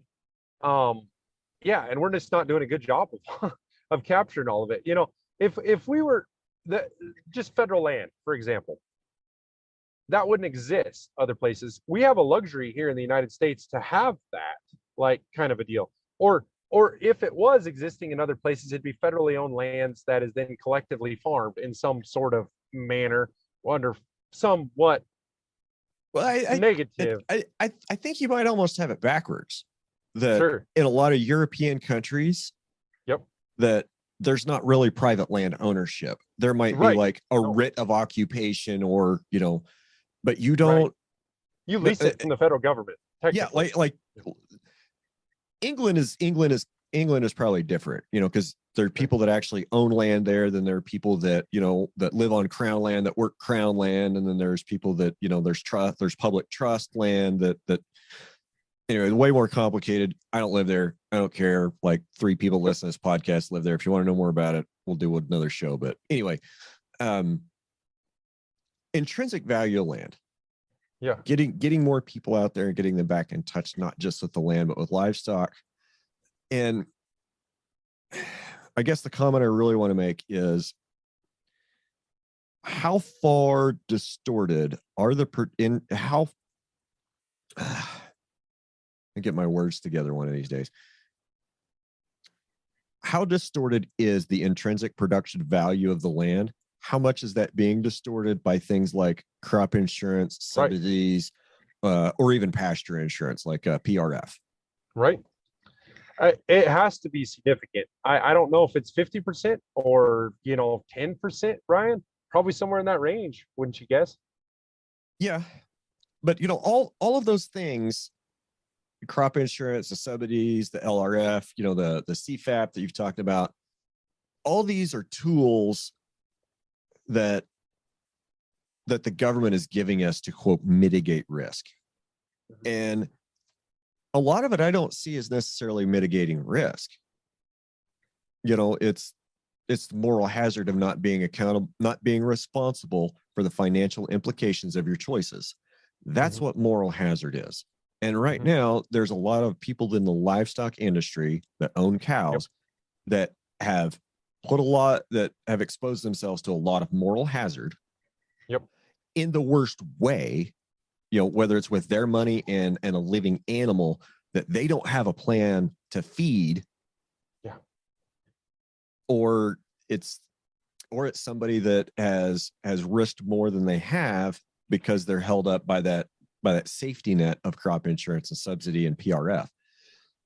And the thought that's on my mind right now, like, I learned how to manage without PRF. Okay. PRF is not a tool in my toolbox. Anybody that's listened to me for more than probably 3 episodes know that I love to yell taxation is theft, subsidies are socialism, and that's what I see PRF as. It's a subsidy. It's a subsidy. It's socialism. Like, you can't tell me that, oh yeah, it returns back over the long term 110% of your premiums back to you in your pocket over a long-term 10-year period. That's how the program's designed. That's obviously a subsidy. Like, that's taking money from somebody else. Okay. Yep. And the way I look at a PRF, okay, in a good year, I could owe them like $30,000-$40,000. I can't afford that in a good year. Like, Sure. The payments in a bad year would be nice. Like right now, it'd be great to have that PRF money, but I couldn't afford it if it rained next year. Totally. And that's the thing that bugs me is, like, guys will see this PRF and they'll say, okay, well, my grass is insured, and if it doesn't rain, I'll just get all this PRF money and I'll go buy hay. Yeah. And that model works up to a point. That model works up until the drought gets big enough and long enough that we're in a situation like we're in. You know, you're in third year. I still say I'm in second year looking at third. And I totally get that, that first year that you're talking about 3 years ago, that was a relatively weak. And for me down here in southern end of Kansas, it's really dependent on how that jet stream makes its southern swing in the La Nina and El Nino years, on which side of it I am. Because it can almost be a crapshoot for me right here in the middle of the country. Like on a La Nina, I can get hot dry, then you get cold dry. I can also get the cool wet of a La Nina. I'm not getting that. I am not getting the cool wet, and I have not gotten the cool wet. Let me tell you. Sure. I mean, it's all in the dry side, and it's been that way for 3 years. And looking at another year of it, right? All the PRF payments in the world and the CFAP payments in the world aren't going to buy hay that doesn't exist. That's my point. And they don't. There's two ways to structure PRF. So, and in full disclosure, we use PRF insurance, and there are two ways to do it. One is you do it off the math and off the analogs, and the other is you just hedge your drought risk. What you think is your months that you're like, I think, May and June. If we don't get, so I should just put it all there. If we don't get that, we're going to get all the payment, or a big chunk, and that's hopefully going to make it better. And my only comment is, PRF insurance helps you cash flow and equalize the situation and prevents you from, volatilization. The biggest reason we play it though isn't that, Brian. So I guess what I was going to say was, it does not ever. We have not had a year, even when we've received significant income from PRF insurance, pasture, rainfall, and forage insurance. We have not had that make up for the loss in forage, although it's helped. It isn't a 1-for-1, and it's just enough to where you're like, oh, that took the sting out of it. But what I will say is, we are only doing programs because it feels like the current ag system is built on a pay-to-play, you have to do it system, and we use FSA financing.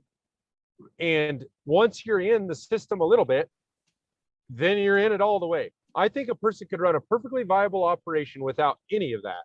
But I would say that our competitors, that is the most alluring part of that to us, is that we're in competition with lots of people who have, it's easy for them on multiple entities to each one max out $250,000 of net income due to program payments. And they might do that on 6 different entities. And it's hard for us to compete with people who are able to do that if we're just going to take the moral stance that we're not. So we do the programs because we're not in a position to not be able to, if that makes sense. But I try to do it ethically. We really think about like the CFAP deal. We took what we thought was maybe helped take the sting out of that market wreck that we actually suffered, and we didn't file for stuff over and above that. I would take like a disaster payment, but only I have not found them to. I've only taken one, and it was nothing close to the amount of livestock that we lost in a winter blizzard. It was not even close. It wasn't even a dent. It was just a little bit where it was like, I don't know. I still don't even know if I'd take that one again, but honestly, just that's, I know this, since federal policy and tax policy is trying to keep food dollars low in the United States of America. Under my understanding of economics, that we are in a system a bit there where if like my grandpa has no debt or anything, so he doesn't play any of these systems. I have to make a living. I think PRF has been a good tool for me and my family. But I know you're not trying to debate PRF. I'm just saying that I totally agree with you, but I'm seeing from the other side of the coin of like, God, I feel like I've almost had to do some of this stuff, and that's a problem. Oh, I 100% get that it makes complete business sense for you and for a lot of other folks in other situations. It just doesn't work for me. It just doesn't work for me. I'm with you, man. I'm with you. I love and so I was listening to a great economist that I want to really throw out there, Peter Zion or Zian. I don't know how to pronounce his last name. Peter Zihan. Yeah, he's a geopolitical analyst. We've talked about him on the show a couple times. Oh, I love what he's I not just because I like parts of what he's saying for American ag, but I think that what he's saying makes a ton of sense. And he's a macroeconomist, and that seems to be the only part of economics that makes any sense to me is the macro. To be honest, that's the real long term. Like, how do we build something that's sustainable for the future of our family? So a few little nutshells of that make sense, and I know we'll be right up your alley. Localized ag. We're not going to be shipping these commodities. For goodness sakes, in 2022, 30% of our beef exports have went to China. That market did not exist 2 years ago. Can you imagine what a black swan that would be labeled if China just cuts off tomorrow? I think, and the strong dollar that we're faced with right now, he would say that more localized is the only way things are going to survive. We're not going to be freighting. I'm not going to be freighting alfalfa hay to you in Kansas, and you're not going to be freighting calves to me to summer, and this mismatch of stuff all around the world. We need to figure out how we're going to do it within our little box, and that's going to be the future. And I don't think that we're going to be sending unit trains of corn over the Rocky Mountains to California. I don't think we should be pumping water over 2 mountain ranges to irrigate agriculture in a desert. We're talking about Peter Zihan. He has his latest book out, I think it's called The End of the World is Just Beginning. It came out in June or July. It's on audiobook. I mean, it's great. And it was finished in February, just before the Ukraine war. Yep. And since the Ukraine war has been going on, I've been really trying to keep up on what Peter says on his YouTube channels and, some of the couple of the podcasts that he's done since then, and update his predictions. I respect what you're saying, but I think his outlook for U.S. agriculture is far too rosy. Sure. And, that's probably a good segue, to talk about a new model of ranching. Yeah. A new breed of cattle coming to dominance, and the market implications of high feed prices and what that's going to do to food price down the line. Oh, that sounds like a ton of fun. So it was your term. You said new model of ranching. So let's start there and take that one apart.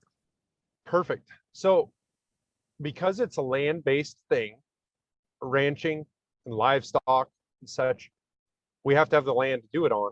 And because the land paradigm has shifted from an owner operator to a land investor and an operator, 2 totally different things, that is the new model of ranching has to be built around that. So in my mind, for somebody starting out, finding land and not even thinking about owning land is the most healthy model that they need to be into. That doesn't mean that they won't own land someday. What it means is they need to be doing that when they have the means of cash flow, and then they can become a land investor. And then they need to be thinking in a different hat, putting on a land investor hat when they're dealing with their land investment. And they need to take that hat off when they're operating on that land. They're related at the biological level and the ecological level, but they are not related on a business level anymore. It just doesn't work. And that may change. That could change. A depression could change that and make it all right back to the intrinsic value. And a person doesn't want to rule that out, I don't think, according to Peter Zihan or anybody else, Okay, so the model of, being an operator requires you to have soft skills, people skills. That's exactly where you're headed. And that is so important. Here we are, and I've said it before, but a bunch of people who don't really like people, and we're wanting to just get away from everybody and be all by ourselves in the middle of nowhere. And that's kind of that's really cool. Like, that is American exceptionalism at its core, at some level of, but the other half of that is toil and work, and unfortunately energy units don't compute right now. You can't work enough. There isn't enough daylight hours it worked before the invention of the tractor. You know what I mean, Brian? And before, after that, so it still works in third world countries all over the world, but where right fuel now, is expensive. Exactly. But the economics have changed here because of convenience, because of all this stuff where we can work so hard, but I can't make enough money for my family without doing outside things, or going, and own the land and so on and so forth. So with that new thing in mind, yeah, I think the other important thing is that you don't have to own all the livestock, and that's part of the new model. I do believe in the economies of scale, because that does exist under the current commodity system. For example, while it still exists because some of the stuff that Peter Zeihan talked about was a long ways down the road. Not a long ways, but not long enough to be comfortable with, but 20 years down the road, 10 years down the road. While it still exists where we're freighting livestock around, I do think it behooves you to think in terms of labor units and in terms of freight loads of livestock if you're going to be moving said livestock very far or marketing said livestock. Okay. What do you mean by labor loads and freight loads? Labor units. So labor units are totally different than freight units, but they're both basically, let's just call them expenses. Freight units are expenses per animal, so they're direct costs. Labor units are an overhead cost for most of us. So two things. I get that. I'm wondering how they're related in that statement. Totally. So with sale of livestock in marketing, freight units becomes important. You need to have a load lot of calves to command that last little bit of value on that if you're going to be in the commodity cycle. And that exists for grain commodities, exists in oil, all commodities. You have to be thinking about freight right now under the current system. And I would argue you need to think about it more right now by double than you did a year ago, because freight has doubled. And I think that a lot of the inputs into ag is going to be in freight, and a lot of that has a lag time that's like a year or 2 years. And I don't think we're paying for that right now yet. I think we're going to be paying in another year. There's going to be a lot of people that need a bigger operating line of credit, because what they were just doing at $3 a mile does not work at $7 a mile, moving cattle around, moving freight. Okay. So what I mean by I think you do have to, there's two ways to go about it. Unless you're going to direct market all of your animals on your place, which can work, but it's a ton of work, as you know, Brian. Yeah. The other way, if you're going to enter the commodity cycle and sell calves or steers or bred heifers, anything, you have to sell a load of them or be ready to sell a load. Now, I'm not saying you have to ultimately do that, but I would argue that it pays you to reach an economy of scale there at a certain level. And one truckload is a nice economy of scale that will enable you to do it cheaper than taking that same truckload in horse trailer loads with your time to the same market. Okay. Doesn't matter the distance of the market, the same thing. It's just math. Yep. So we tend to think in terms of labor units for a minimum a viable operation. So for example, if you're going to sell commodity calves, you better have 100 steer calves to sell, or as close to 48,000 to 52,000 pounds as you can. So that might be 110, might be 115. To produce 115 steer calves, you've got to have at least double that, right, in cows. But you're not going to have a perfect. Probably need about 250 cows. Yeah, 250 to 300 is really the number, because you're only going to have 85% of animals exposed that actually produce a calf or wean a calf the following year. So you've got to be greater in number. So that gets you a minimum economy of scale if you're going to chase a commodity deal. The only reason I say all that is because you better not think about selling into the commodities without doing some extra stuff unless you're going to reach that minimum economy of scale. And that is a fact. Now, you can reach that scale on little small holdings in an urban environment. I would argue, moving your cows around a lot. I've seen people be successful at that. You can reach it in the large West when you're willing to work at a big BLM allotment. Doesn't matter either. So, but then the other part of it, and I'll tie it in with labor, is you have to be able to fundamentally take care of those animals at a high degree, where animal stewardship is being done and animal husbandry is being taken care of.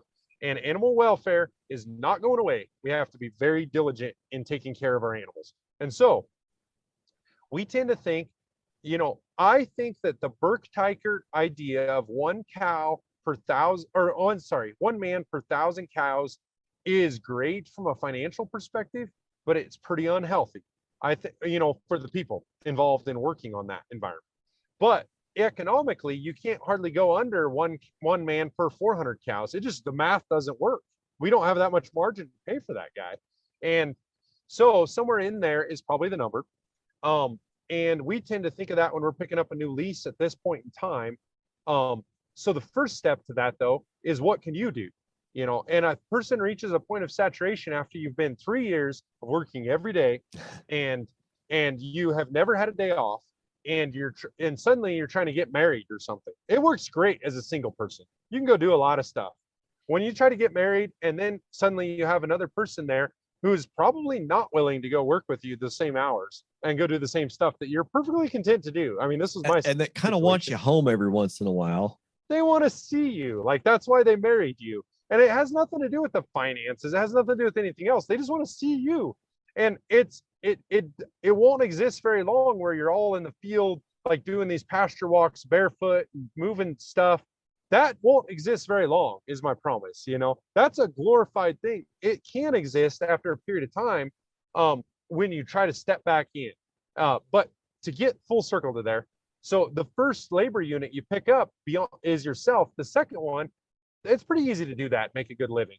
But then after you went 3 years, you've never had a vacation, you've never gotten away for a weekend, you're going to look at hiring somebody else just to take the load off. And that's going to start as like contract labor. Contract labor can be a great thing, and a lot of people would stop there at scale. Like, I'm claiming in all this, a big hypothesis is labor units define your scale and should define your scale. Yes. And contract labor is a great fit for many people.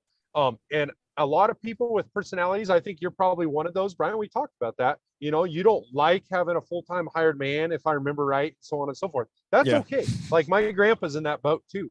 But if you want to achieve the next level, then you've got to figure out how to, deal with a hired man. And I think it's each of us ourselves has to figure out where we're at on that spectrum. For us, a hired man was like a breakthrough, like a big breakthrough. Suddenly, we could bounce off each other. We both had like time off once in a while. We both got to do cool things, we could split it. And then that has led into where I went more into management and putting deals together and stuff, to where I needed another hired man. Well, suddenly I wasn't on site. So the physical labor, the rules that applied when I was involved in physical labor didn't apply anymore, because I needed 2 people out there, because I built a business that required 2 people to be out there. So then you have 2 people, and that is actually our minimum scale at this point. Now, that is not everybody's, nor should it be, economy of scale. But when we look at a unit, we look at the labor use efficiency and the freight side, like I just mentioned. So you could say 600 cows, 2 guys, minimum, bare bones. And that has to be something that we think we could increase to, 1,000 cows within just a couple years. And that is, I think, the model. And Bud Williams said that not less people should be on the land. He thought more people should be on the land. And I have thought a lot about that statement of his, because it didn't make sense. Because at the same time I was hearing that statement, I was getting educated by Burke, who's also a genius in his own veritable right. And he's saying, no, we need 1,000 cows per man hour. They're saying the same thing. They're just saying it from different ends of the economic spectrum, but they were thinking the same thing. I think that the next value on the land is more people on the land, and you can create redundancy in systems by having more people, not less. Any business would tell you that. That has to exist. Technology is the thing that bridges that gap, but technology can't get you a fix on the water tank. You might get a picture of the water tank that's out of water out there. You still have to go fix it, and you have to respond within minutes of when you have that information. I would argue that technology cannot completely replace, and surely you would agree with the ecology part of it. We have to go out there and feel it and smell it and see it to really get interlaced into the system, you know. And I have a lot of respect for people who are small horticulturalists or pastoralists and are running 20 cows and 6 sheep. I think it's amazing what they're doing sometimes at a really small micro scale. So the scale for me is not the scale for everybody. The labor units for me is not the same for everybody. But there are some things that happen as you ratchet up in economies of scale. I get some opportunities. Here's a really simple one.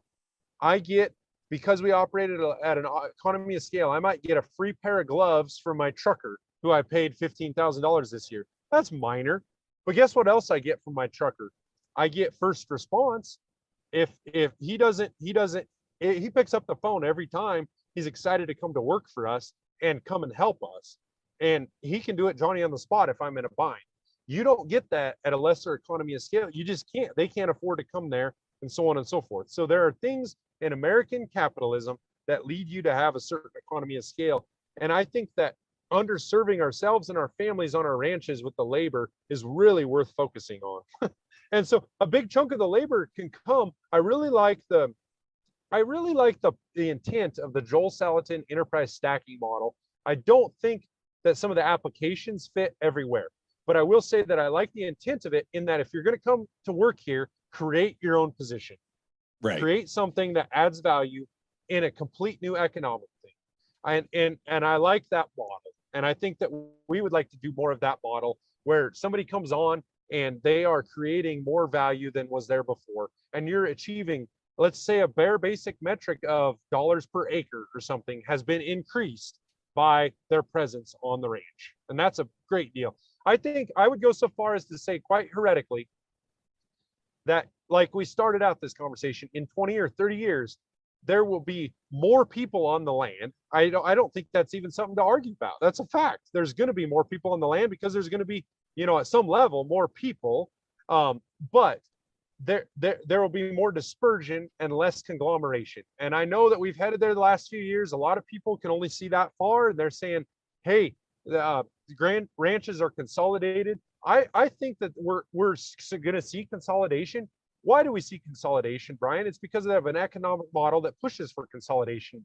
Once that economic model fails or changes, we will see deconsolidation and these things starting to change. So I think the future for people starting right now is to push your way to scale, and it's going to feel that way.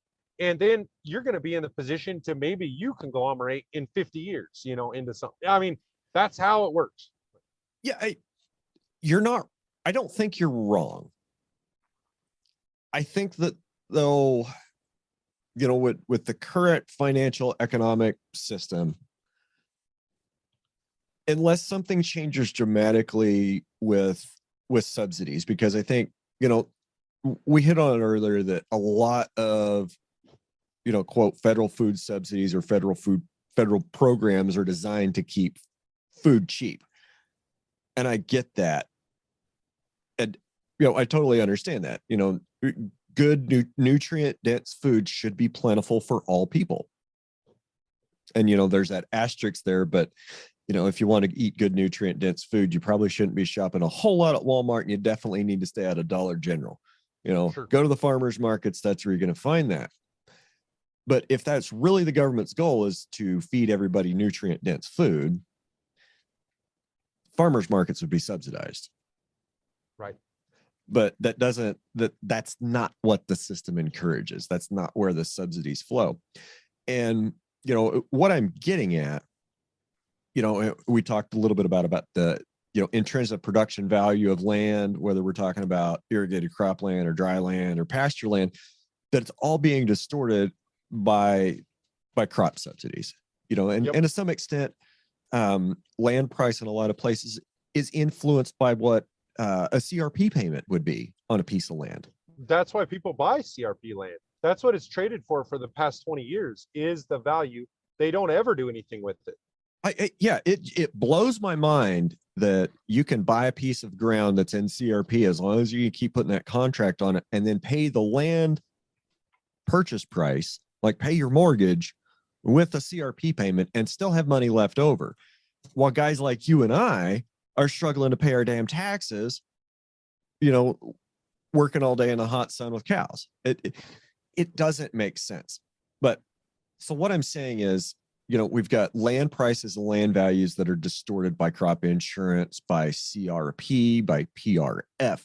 We've got livestock prices at the barn, the commodity price that's being distorted by subsidized grain, subsidized feed. At some point, the music has to stop. Sure. At some point, we reach a tipping point where a lot of things become uneconomical. And then I don't know what I'm trying to say, but it's kind of like it's a house of cards that's on shaky footing. We built this up, and there's people that make a lot of money investing in real estate. Real estate's always been a successful bedrock of the American economy.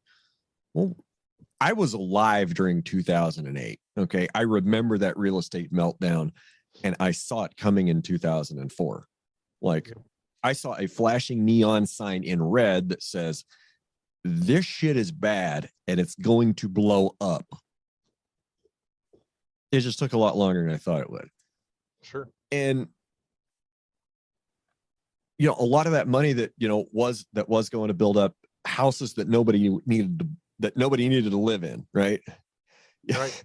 A lot of that money went there, and, with the reforms, or the post 2008 reforms, Dodd-Frank and a couple of the other ones that got through, a lot of that money, I think, went to hunting property or ranch property or to farmland. Yeah. And it's been underreported.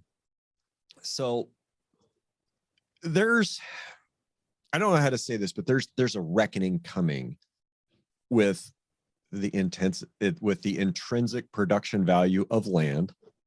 Sure. Versus food price versus the labor it takes to make that food. Like, we're not anywhere close to any point that's sustainable by any measure of imagination that this current system can go on at the current prices and the current input prices. Right. And it's worse right now than it's been. You're dead on there, and I don't see any relief. Like, I don't plan on seeing gasoline back to $1.65 probably ever. And that's but there's a lot of people, I think, that are probably guilty of saying, well, it'll cycle down, this will happen.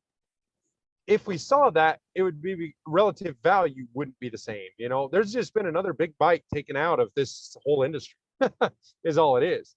And there's a lot of people that cleaned up last fall on the farming segment because they came into the year with expectations quite a bit lower. And then suddenly they got just this bumper crop year. That's going to happen in beef. We're going to see that. We're going to want to take advantage of that. Maybe the key in all of it, Brian, all this forecasting we made, about 50% of that is going to be right, and 50% is going to be totally wrong. I mean, that's as good odds as we have to hope for. We don't know which 50%, but we do have to keep our businesses fluid. And I think that's so important. We have to be ready to change with the times. You know what? If the market asks me to produce 600-pound calves, and it honestly is telling me that, I need to be able to react as much as my cringe to do that. And I hope it doesn't happen. I have to get out the calving barn and clean her out and get to calving. If it's telling me to do that, I have to be able to react. I use that as a really extreme example to say we can't be so married to these principles, these things that we've learned as ideas. And RFP that's one big thing that needs cleaned up about it. It teaches you to think. That's all it teaches you to do. It does not teach you to calve and may. It does not teach you to do any of this. And that's my biggest argument to naysayers is you've really, the number one thing you can do is just to stay educated and up to date with right now. We'll just have to deal with that, So what did you learn at Ranching for Profit? I learned that I'm an idiot. I learned that the answer is in the group, and I learned that I don't know how to run a business. That's what I learned at Ranching for Profit. Oh, I heard they just tell you to calve in the summer. No, you get asked a lot of questions that might lead a lot of people to the understanding that they should calve in the summer and sell their hay equipment and quit feeding hay and go into the custom grazing business.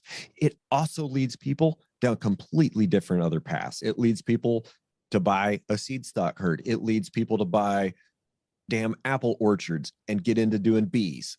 I mean, exactly. It's all kinds of stuff. And I wish people would just say, well, all they teach at Ranching for Profit is you need to quit making hay, quit feeding hay and calving in June and, whatever. Like, okay, that's not even intellectually honest assessment of the course. And that's not even at all. Yeah. Yeah. And so without going too far down that tangent, but that's the number one thing I think we can do, to finish the model that we started discussing.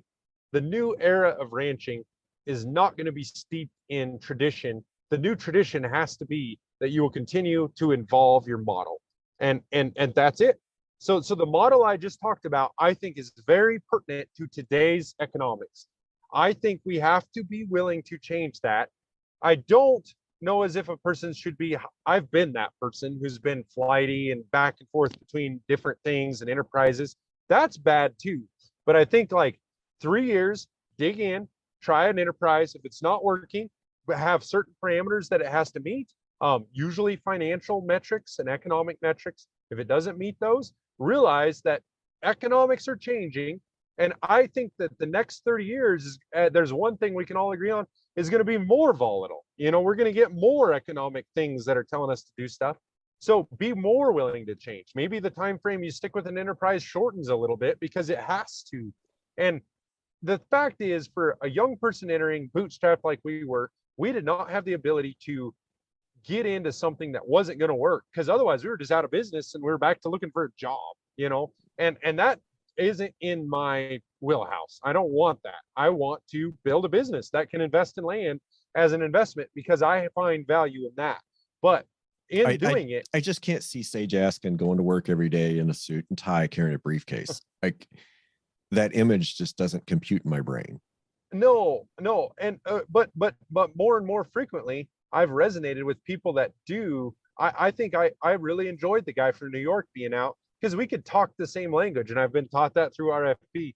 And that, I think you have to be I don't want to say boring terms like sustainable systems thinker and stuff like that. What I do want to say is you have to realize it starts in the soil and it works its way up. I think you have to be very focused on that. I think with the animals, you have to be very focused on husbandry. That's something that's lost. We haven't focused on that since the 50s in the United States. We need to be thinking about husbandry and caring for those animals. How animals are handled on a lot of ranches is horrible. It's horrible. And Grandpa told me one time that there's a lot of people in the ag business who are ranchers, second, third generation, who shouldn't even be near a cow. And that was a really how good do way we of ever saying get cows loaded on anything without a hot shot? Yeah, because they knew what they were doing, and that's it. And then at the upper level where we really lose sight, a lot of people can figure out those lower level things. And by lower, I mean ground up. People, we got to figure out the people skills and the networking. And that's going to be the people that are successful in the next 30 years are going to be good at interworking, at relationships. There used to be a localized thing where you could run roughshod over people in a local thing. I think that's gone away in large part due to the expansionist, globalism, where, okay, cool, I can just do business over there. But I think that maybe some of that'll, we've got to get along. I think it's changing now where you've got to interlace and work together. I don't like infighting within the industry. You and I know that. We've talked about that. I really rebel against that. I frankly don't have time for posturing on that. I take one issue at a time. I decide how I feel about that issue, and that's how I feel about that issue. I don't have time for changing depending on how I'm told, and I feel like that's going to be a general sentiment. Your generation and mine and in the future doesn't have time for messing around on that stuff. So. Yeah. If you want to argue with me, I'm probably not going to expend the mental energy to try to change your mind, because I already know you're wrong and you're already closed-minded. I mean, a genuine intellectual, open-minded conversation with anybody, I'll have that. You want to have an argument with me about something you think I've said? Yep. I'm probably going to come down on you pretty hard. You want to misquote me? Stand by. Yeah. You want to argue with me about stuff and not respect my viewpoint? Yeah, we're probably not going to have too long of a conversation, because I don't have time for that anymore. I don't want to spend my mental energy And it's going to kind of sound shitty, but usually we're about 40% of people already left by this point. I don't want to talk to sheep anymore. Yeah. Like I'm not going to waste time trying to change the mind of sheep anymore. Like I want to talk to other lions. Now is not the time to try to wake up more sheep. Like it's too late for a lot of them. Like gather your lions and talk to your tribe and build your community. That's my mindset moving forward. 100%. And it is all about community. It's all about family. It's all about people. And I'm kind of tired of, and I don't know, you're technically a older millennial or young Generation X? Do you really? I would say that I'm in that in between half generation, in between what is it, Z and millennial. Right. So I grew up. X, I think. Yeah. I grew up with the Apple II. I grew up with the internet. Like I had an analog childhood, and I grew up with computers in the digital age. Like, I grew up having to learn MS-DOS and programming in BASIC on an Apple II or an Apple II GS. Playing Oregon Trail. I remember Windows 3.11 before World Wide Web was out there. I remember having to call into AOL. And, we're so spoiled now with Google at our fingertips and a supercomputer with, 4K screens that'll fit in your pocket. Like 20 years ago, that would just absolutely have blown my mind. I mean, I was thinking back to my first quote smartphone. It had like a 2.1 megapixel camera on it, and I could send emails from it on but T9 Word. And I remember that was such a cool thing because I could go to a boat and I could this is when I was in the Navy on shore duty, so I could go to a boat that I was supposed to be working on. I'm like, okay, I'm reading the work package. Well, conditions on site aren't what work package says they're supposed to be. Right. Well, I could either take some pictures and send them to the boss over email and get an answer on what to do in 5 or 10 minutes. Or I could just sit there and look at the job package, drive all the way back to the shop, have to talk to them, drag them all the way back out to the boat. They look at it. Then we go back to the shop. We talk about what to do. Then I go back to the boat and work on it. It started to save so much time. So like leveraging early technologies like that was a lot of fun, was profitable, was productive. And I have no idea where I was going with that story. Well, no, we were just talking about where you grew up in technology, and I was trying to think about where you were in a generation. I feel like a bit lost generationally, but I feel like I've got a foot in both worlds still. Like that's what I feel like. Like I'm definitely not a boomer, but I still have I'm still kind of in touch with the folks that are right now going to be in their late 40s.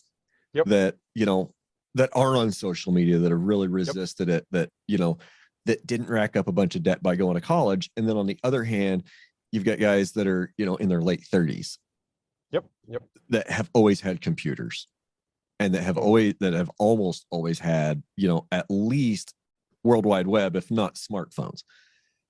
And it's two different generations. It's kind of wild being in the middle of it. Yeah. No,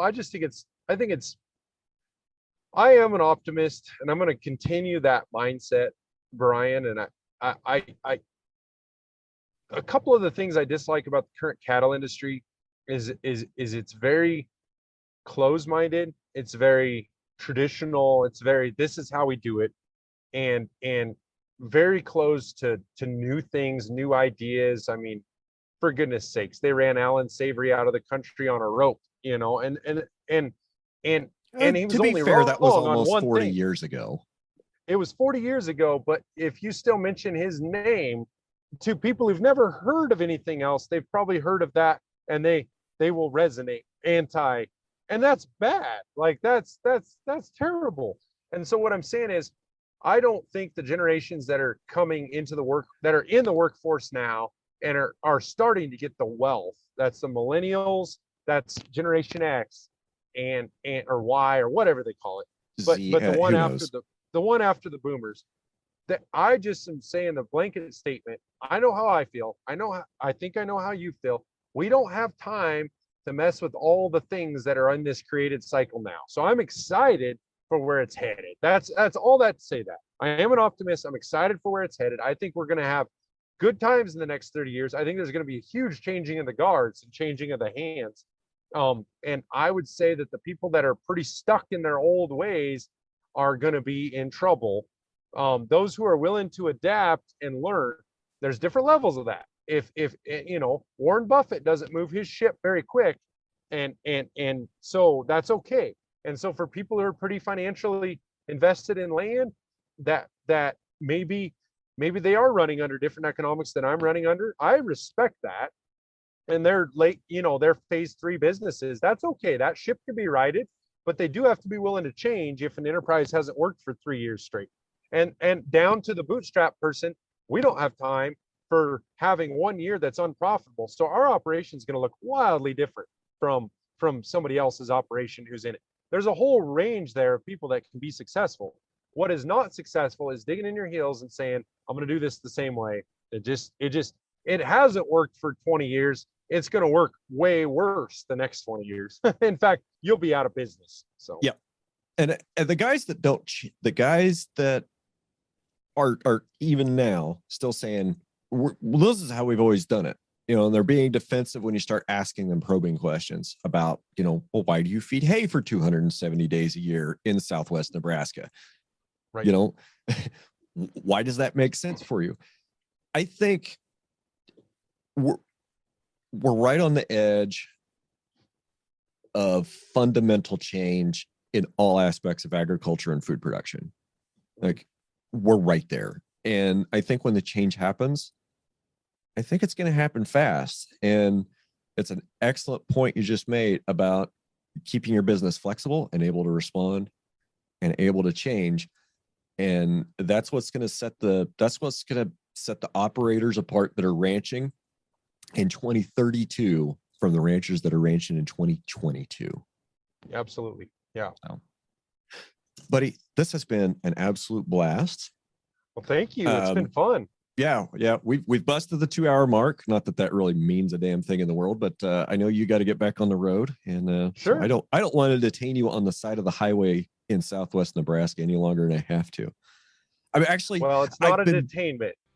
I've been watching. It was key to my day. I've been watching the windows behind you, just waiting for a county sheriff or a highway patrol to roll up on you just to check and see if you're okay, or even somebody else, with a cake feed or a bale bed on the back, just to roll up and be like, "Hey, man, you good?"